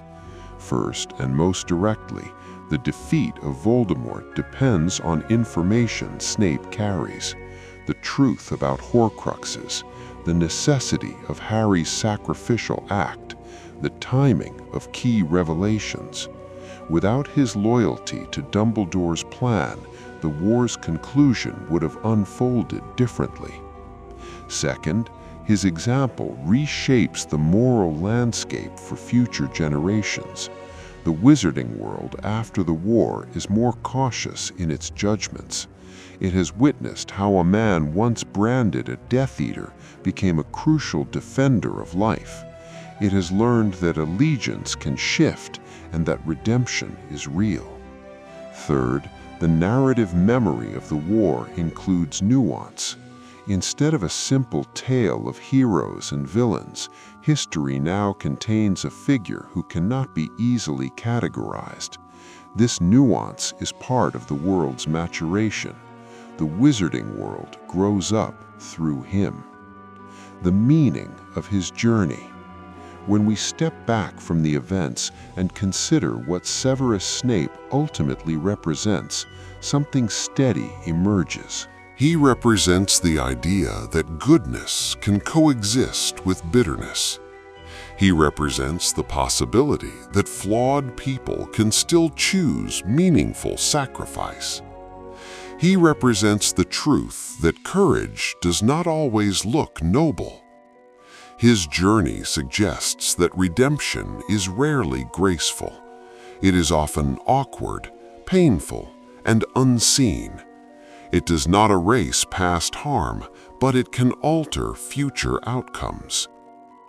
In the quiet corridors of Hogwarts, in the shifting alliances of war, in the hidden exchange of memories at the end of his life, Snape's meaning crystallizes.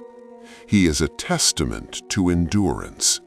Not cheerful endurance, not hopeful endurance, but steadfast endurance. He stayed. He remained in danger. He remained misunderstood. He remained committed to a promise made in desperation, transforming that desperation into years of disciplined action. In this way, he becomes one of the most philosophically resonant figures in the series, because he asks a difficult question. Can a life marked by early darkness still become a vessel for light? The answer, in his case, is yes, but only through sustained choice. The memory of a man who could not be simplified.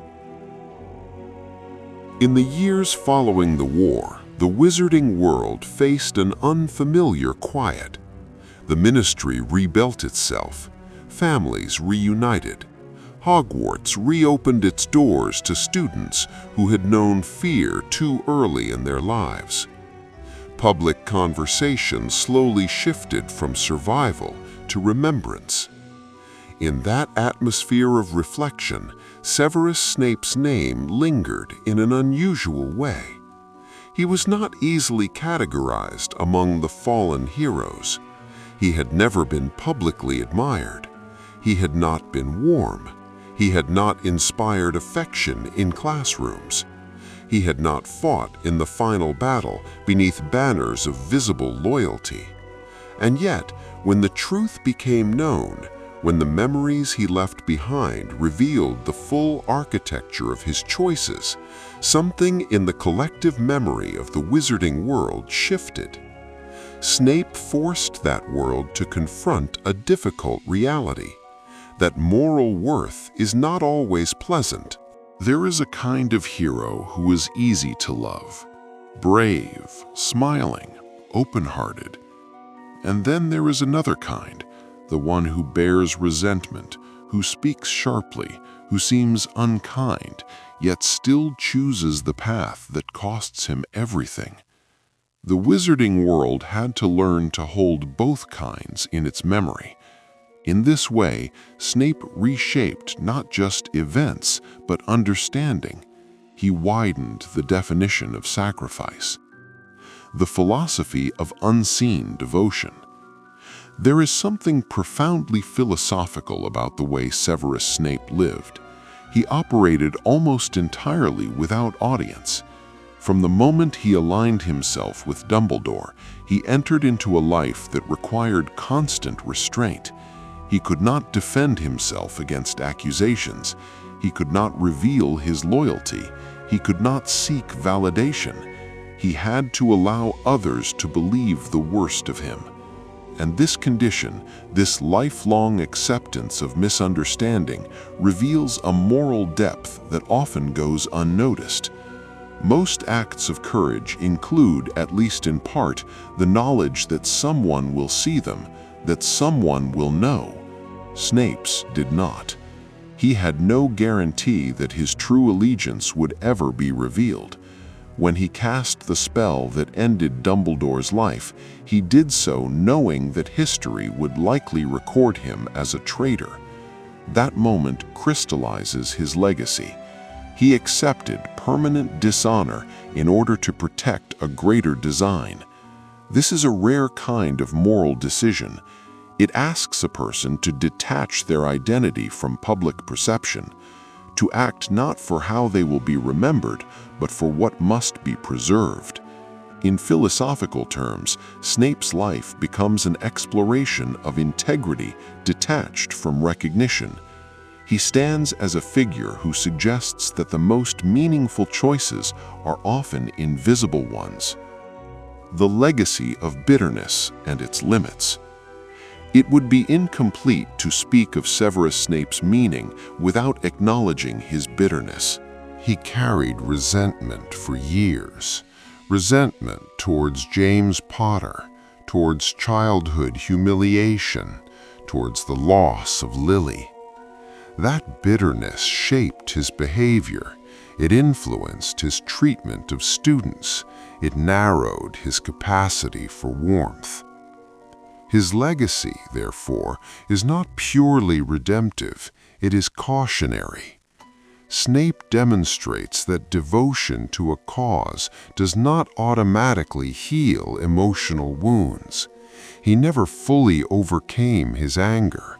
He never became gentle in spirit. He never transformed into a version of himself free from old pain. And yet, he did not allow that pain to dictate his final allegiance. This is significant because it reveals that moral growth does not require emotional perfection. Snape's internal struggles persisted, but when it mattered most, when the stakes reached beyond his own grievances, he chose against the ideology he once supported. His life tells us that a person may remain flawed and still act meaningfully in defense of others. That nuance reshapes the emotional landscape of the wizarding world. It tells future generations that redemption does not erase scars, it coexists with them. How the world was quietly protected. Consider for a moment the scale of what Snape prevented. Without his presence among Voldemort's followers, the Dark Lord's plans would have unfolded with fewer obstacles. The Order would have faced deeper blindness. Dumbledore's strategic foresight would have lacked its most embedded source. Snape did not defeat Voldemort through dueling brilliance. He defeated him through patience, through information control, through precise timing. He ensured that Harry received the truth at exactly the necessary moment, not too early, not too late. That delicate balance determined the war's conclusion. This timing, this restraint, forms a core part of his legacy. He represents the kind of intelligence that values long arcs over immediate triumph. In a world often driven by dramatic confrontation, Snape's contribution was architectural rather than explosive. He held structures together until they could serve their purpose. And because of that, the wizarding world that emerged after the war remained intact enough to rebuild. The emotional inheritance of his story. There is also the emotional inheritance. Severus Snape's life challenges those who hear it. It unsettles comfort. It invites reflection on personal judgment. Harry's eventual understanding of Snape's sacrifice is not only a private revelation, it becomes a model for empathy. When Harry names his son Albus Severus, he does more than honor two mentors. He demonstrates publicly that perception can change, that understanding can arrive late but still reshape memory. For the wizarding community, this moment signals growth. It suggests that they're capable of revisiting assumptions, that they can honor someone who once seemed irredeemable. This emotional inheritance carries forward into future generations. Children grow up knowing that a man once branded a villain was, in truth, a shield. This knowledge cultivates caution in judgment, and that, perhaps, is one of the most lasting consequences of his existence. The meaning of sacrifice without reward. Sacrifices in the wizarding world are met with gratitude. Snape's was not. He did not receive reconciliation. He did not experience public forgiveness. He did not see the victory he helped secure. He died in isolation, in the shrieking shack, beneath the gaze of a man he had protected in secret for years. This ending intensifies the philosophical meaning of his life. It reinforces that virtue is not transactional. He did not act in expectation of reward. He acted because he believed he must. In this, he stands almost ascetically apart from the world around him. He becomes a study in moral persistence. His life invites a quiet meditation. Would we act rightly if we knew no one would ever thank us? Snape did. And that choice elevates his story beyond personal regret into something enduring. A shadow that changed the shape of light. It is tempting to think of Severus Snape as a shadowed figure in a bright story, but shadows do not merely exist because of light, they define it. Without Snape's presence, the moral clarity of the wizarding world would be simpler but shallower. He deepens the story. He reminds readers and characters alike that transformation is messy, that allegiance can fracture and reform, that a person may never fully escape their past but can still influence the future. He stands as a bridge between error and redemption, between resentment and devotion, between darkness and deliberate light. The rewriting of memory. When wars conclude, societies do not only rebuild buildings, they rebuild narratives. After Voldemort's thrall, the wizarding world began to tell its story again. Heroes were named, statues were imagined, memorials were discussed. The lines between good and evil were drawn carefully, as though clarity itself could prevent future darkness. And then there was Severus Snape. He did not fit comfortably into the retelling. His history was not clean.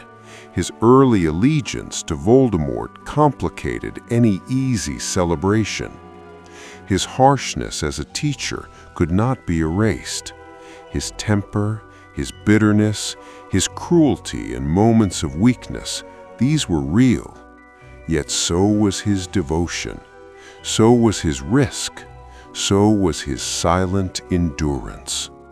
The wizarding world was forced to hold both truths at once. In doing so, its understanding of heroism matured. Snape's legacy becomes part of a broader shift in moral awareness. The war was not won solely by those who were publicly kind. It was won by those who made difficult, costly decisions, sometimes long before anyone else recognized their importance. This reframing of memory is part of what he leaves behind, a culture that learns to evaluate intention and sacrifice alongside behavior, a society that must accept that redemption is not aesthetically pleasing. The weight of a name. The act of naming is deeply symbolic. When Harry names his son Albus Severus, the choice reverberates through generations. It is not merely an honor, it is a public declaration that complexity deserves remembrance. To give a child the name Severus is to acknowledge that the story of the war cannot be told without him. It is also an act of forgiveness. Harry, who endured years of Snape's coldness, chooses to see beyond personal grievance. He chooses to honor the man who guarded him without warmth. This gesture reshapes the emotional landscape of the wizarding world. Children growing up after the war hear the name not as an insult or a warning, but as part of a lineage that contributed to peace.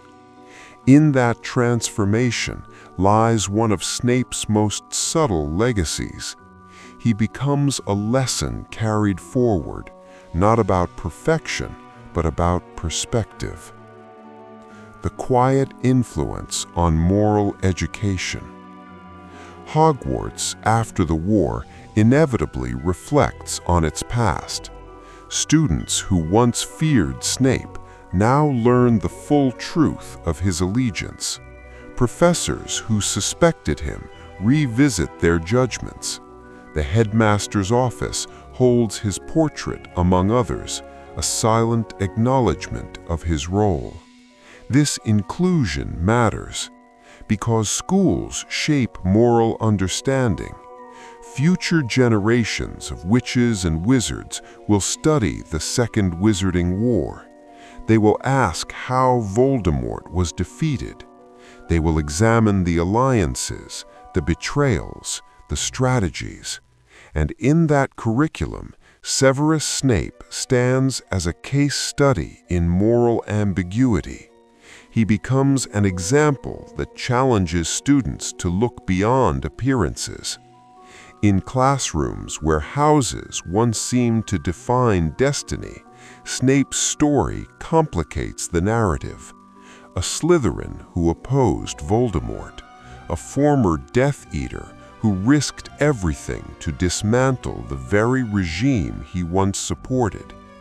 This reorientation influences how young witches and wizards think about choice. It weakens the idea that identity is fixed by origin. It strengthens the belief that allegiance can change. And in a world once divided by blood purity, that lesson carries immense weight. The emotional loneliness that remains. Yet not all of Snape's legacy is triumphant. There is also the lingering ache of what he never experienced. He never reconciled with Lily. He never formed new bonds to replace what he lost.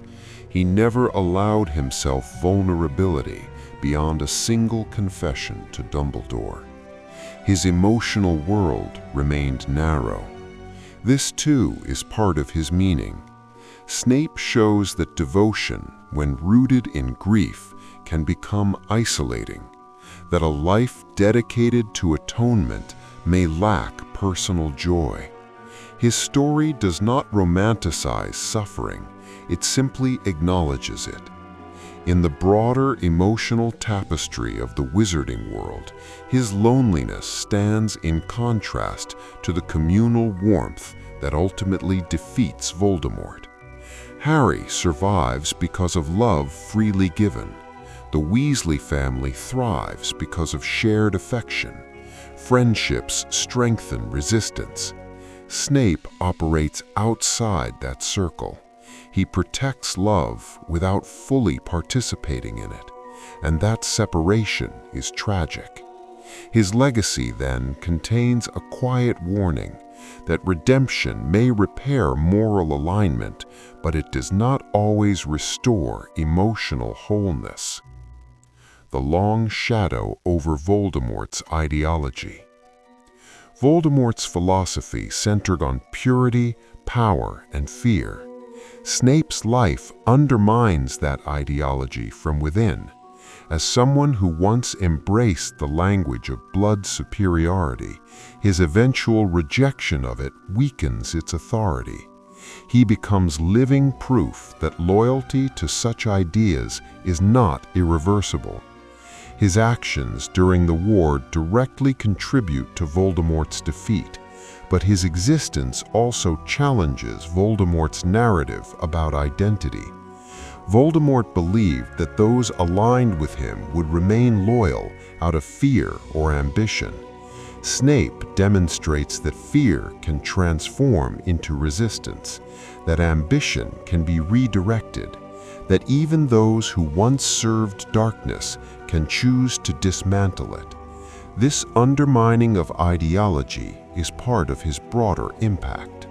He is not merely a spy. He is a contradiction within Voldemort's worldview, and contradictions, when sustained long enough, destabilize systems. The legacy of difficult goodness. There is a concept woven through Snape's journey that deserves quiet contemplation: difficult goodness. Some goodness is easy. It aligns with personality. It feels natural. Snape's goodness was not like that. It required him to endure hatred from both sides. It required him to suppress pride. It required him to relive guilt daily. He did not transform into a gentle figure. He remained sharp. He remained cold.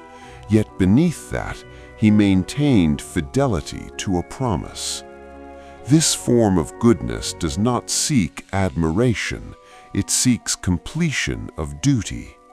In examining his life, we are invited to consider that morality sometimes manifests not in warmth, but in persistence, and persistence over years reshapes outcomes. The silence that speaks. When Severus Snape died, he left behind memories, literal memories, encased in silver strands. These memories reveal his inner life in a way he never could. They serve as testimony. But there is something poignant about the fact that his truth could only be understood through fragments left behind. He did not narrate his own redemption. He allowed others to discover it. In this, there is humility. Whether intentional or not, he relinquished control over how he would be seen. He acted, and then he was gone. The silence following his death speaks louder than any declaration he might have made. It tells us that his loyalty did not require announcement, it required completion. A world that is more honest because of him. The wizarding world that emerges after Voldemort is more cautious in its certainty. It has seen that appearances deceive, that alliances shift, that bitterness can coexist with bravery. Snape's life contributes to this honesty. He prevents the post-war narrative from becoming too simple. He ensures that the story of good triumphing over evil includes the uncomfortable truth that redemption often begins in regret. In this way, his legacy becomes intellectual as well as emotional. He deepens the moral framework of the world. He ensures that future generations must grapple with complexity. The man who lived without being seen. There is something uniquely haunting about a life lived almost entirely without being understood. Snape was seen, certainly. Students saw him, colleagues saw him, enemies saw him, but very few truly perceived him. This distinction matters. He was visible, yet not known. For years, those around him interpreted his severity as cruelty alone, his silence as arrogance, his alignment as ambition. Yet beneath that surface lived a man carrying the consequences of a single irreversible mistake. What does it mean to live without being seen accurately? It means surrendering the comfort of recognition. It means allowing your motivations to remain hidden. It means accepting that the world will likely misjudge you and continuing anyway. This is one of the most profound elements of his legacy. He represents the kind of moral endurance that does not rely on being understood. And in a story where reputation and house loyalty often define identity, that choice reshapes what identity means.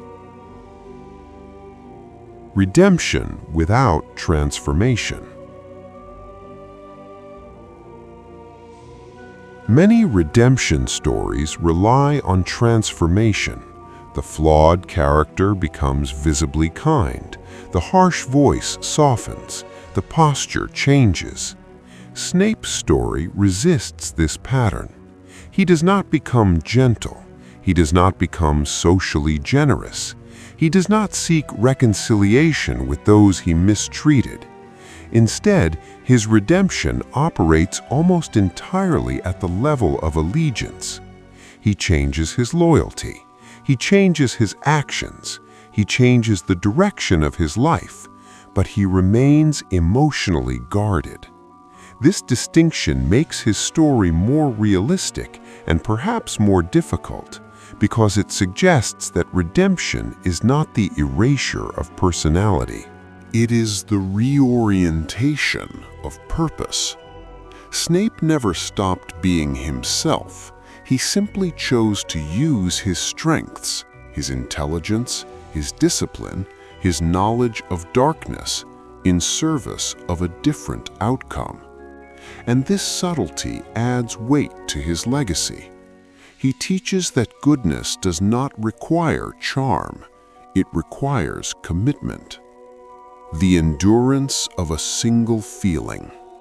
It is impossible to speak of Severus Snape's meaning without acknowledging the enduring force that shaped him, his love for Lily Evans. Not the romantic ideal of mutual fulfillment, not the soft warmth of shared life, but the quiet, persistent love that survived rejection, distance, and death. This love was imperfect. It was tinged with jealousy. It faltered under ideological differences. It failed to mature into something balanced. And yet, after Lily's death, it did not dissolve. It transformed into responsibility. That transformation is central to his legacy. Love, in this story, is the force that defeats Voldemort. It protects Harry as an infant. It inspires resistance. It sustains friendships. Snape's love is different from these examples. It is solitary. It is unreturned. Yet it remains powerful enough to redirect his allegiance. In that sense, his legacy reinforces one of the series' core truths. Love does not need to be reciprocated to influence history. It only needs to endure. A mirror to Dumbledore. Severus Snape's legacy also exists in relation to Albus Dumbledore. Both men carried youthful mistakes that shaped their adult lives. Both were drawn at one point to dangerous ideas. Both learned through loss. Dumbledore's redemption was public and luminous. He became headmaster. He guided generations. He was widely admired. Snape's redemption was hidden and severe, yet the two were bound by mutual recognition. Dumbledore trusted Snape with the most dangerous knowledge. Snape trusted Dumbledore enough to carry out the ultimate act of obedience, ending his life when necessary. Their relationship is one of the quiet pillars of the wizarding world's survival. It demonstrates a profound philosophical theme, trust built on shared understanding of imperfection. Neither man was innocent in youth. Both chose differently in maturity. And through that shared experience, they constructed a fragile alliance that ultimately protected the world. Snape's legacy is intertwined with this trust.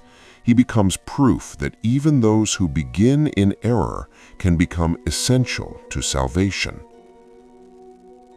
The moral education of future generations.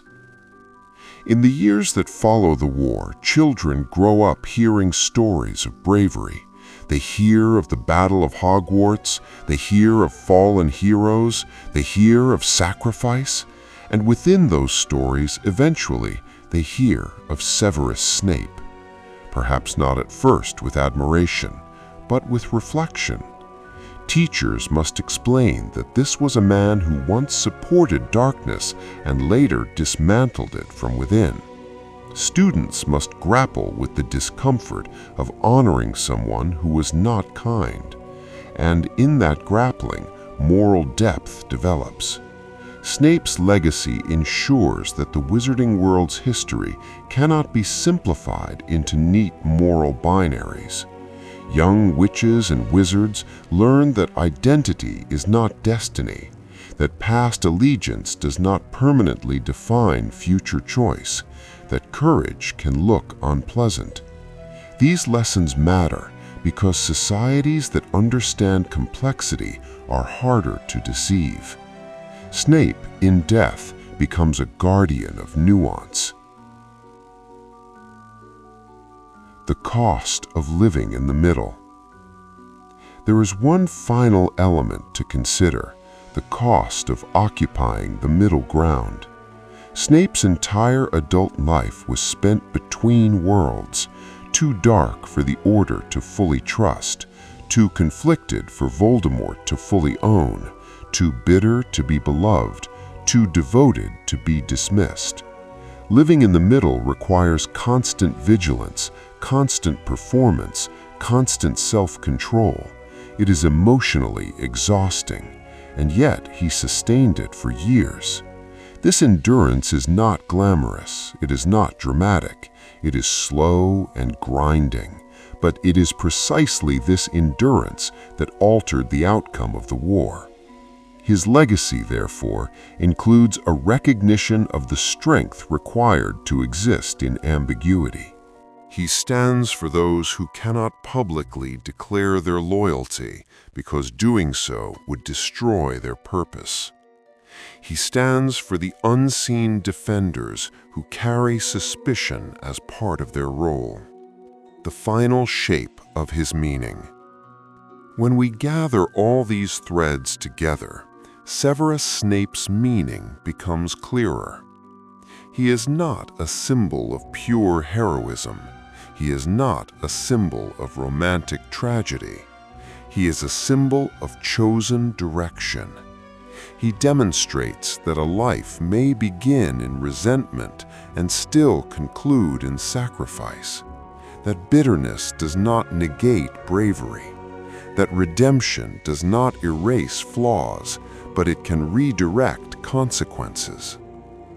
In the architecture of the wizarding world, Snape functions as a structural beam hidden behind stone. Without him, the visible beauty of the victory would collapse. With him, the structure holds, even if few ever see what supports it. The uncomfortable mercy of perspective. Time has a way of softening edges, not by erasing harm, but by placing it within a wider frame. In the years after the war, those who survived carried many difficult memories. Loss did not disappear. Grief did not evaporate. The wizarding world rebuilt itself with scars still visible. And within that process, Severus Snape became a subject of reconsideration. Not universally forgiven, not universally admired, but reconsidered. This matters more than praise. To reconsider someone is to allow complexity into memory. It is to resist the temptation to flatten a person into a single moral verdict. Snape's life demands this reconsideration. He was not gentle. He was not fair in every moment. He allowed resentment to guide his tone. Students suffered under his severity. These truths remain. And yet, so does the truth that he stood between Voldemort and the fragile future of countless children. To hold both truths at once is an act of moral maturity. In this way, Snape's legacy extends beyond his actions. It lives in the intellectual and emotional discipline required to remember him honestly. The idea of necessary imperfection. The wizarding world often celebrates extraordinary talent, magical brilliance, courage under fire, cleverness beyond measure. Snape possessed extraordinary skill. His mastery of potions was refined and innovative. His knowledge of defensive and offensive magic was formidable. His occlumency allowed him to shield his thoughts from one of the most dangerous minds in existence. Yet none of these talents define his meaning. What defines it is how he used them and how imperfectly he carried them. He was not a polished hero. He did not display warmth in teaching. He did not mentor with patience. He did not radiate encouragement. But he did protect. He did persist. He did align himself irrevocably with the destruction of the ideology he once flirted with. There is something deeply human in that imperfection. Snape becomes a reminder that moral contribution does not require aesthetic appeal, that sometimes the person who saves the world will not look like the world expects. The private weight of guilt. Another quiet layer of his legacy lies in guilt. Severus Snape's life after Lily's death can be understood as a prolonged confrontation with guilt. He carried the knowledge that his information had set events in motion. He carried the awareness that he had once supported the ideology that targeted her. Guilt, when left unresolved, can consume a person. In Snape's case, it became fuel, not healthy fuel, not joyful fuel, but direction. He allowed his guilt to anchor him to a path of atonement. And this introduces an important philosophical nuance. Guilt alone does not redeem. It can paralyze, it can distort. But when guilt leads to sustained corrective action, it becomes transformative. Snape did not wallow in regret. He did not seek pity. He chose labor. He chose risk. He chose proximity to danger for years. In doing so, he demonstrates that remorse is meaningful only when it alters behavior. This too becomes part of the wizarding world's moral inheritance. A legacy without celebration. Many heroes are remembered in triumph. Severus Snape is remembered in quiet acknowledgement. His name is spoken without fanfare. His portrait is respected, but not surrounded by reverence. And perhaps this is fitting. His life was not celebratory. It was disciplined. It was severe. It was marked by restraint. The absence of public glorification does not diminish his importance. In some ways, it protects the integrity of his story. He did not act for applause, and so applause would feel misplaced. Instead, his legacy rests in something steadier: recognition. Recognition that the victory over Voldemort required sacrifice beyond visible bravery. Recognition that loyalty can exist beneath hostility. Recognition that a person's early errors do not eliminate their later contributions. This quiet recognition is the shape of his remembrance. The lesson carried forward. If we ask what Severus Snape ultimately teaches the wizarding world, the answer unfolds slowly. He teaches that choice is ongoing, that identity is not fixed by childhood allegiance, that love, even when complicated, can redirect destiny, that bitterness does not preclude bravery. He teaches that moral courage sometimes looks like endurance rather than action. And perhaps most importantly, he teaches that history must be told carefully, because if his memories had never been revealed, he would have remained condemned in the public mind. The truth of his life depended on preservation. In this way, his story becomes a meditation on narrative itself. How many others have acted rightly and never been known? How many sacrifices remain misunderstood? Snape's legacy invites humility in judgment. The stillness after everything. Now imagine the wizarding world years later. Students laugh in corridors untouched by fear. The great hall glows warmly. The air is no longer heavy with suspicion. And in that peace, Severus Snape's influence remains, even if unseen. Harry's children grow up with stories more nuanced than their parents. Hogwarts' curriculum carries lessons not only of courage, but of complexity. The memory of the war includes shades of gray.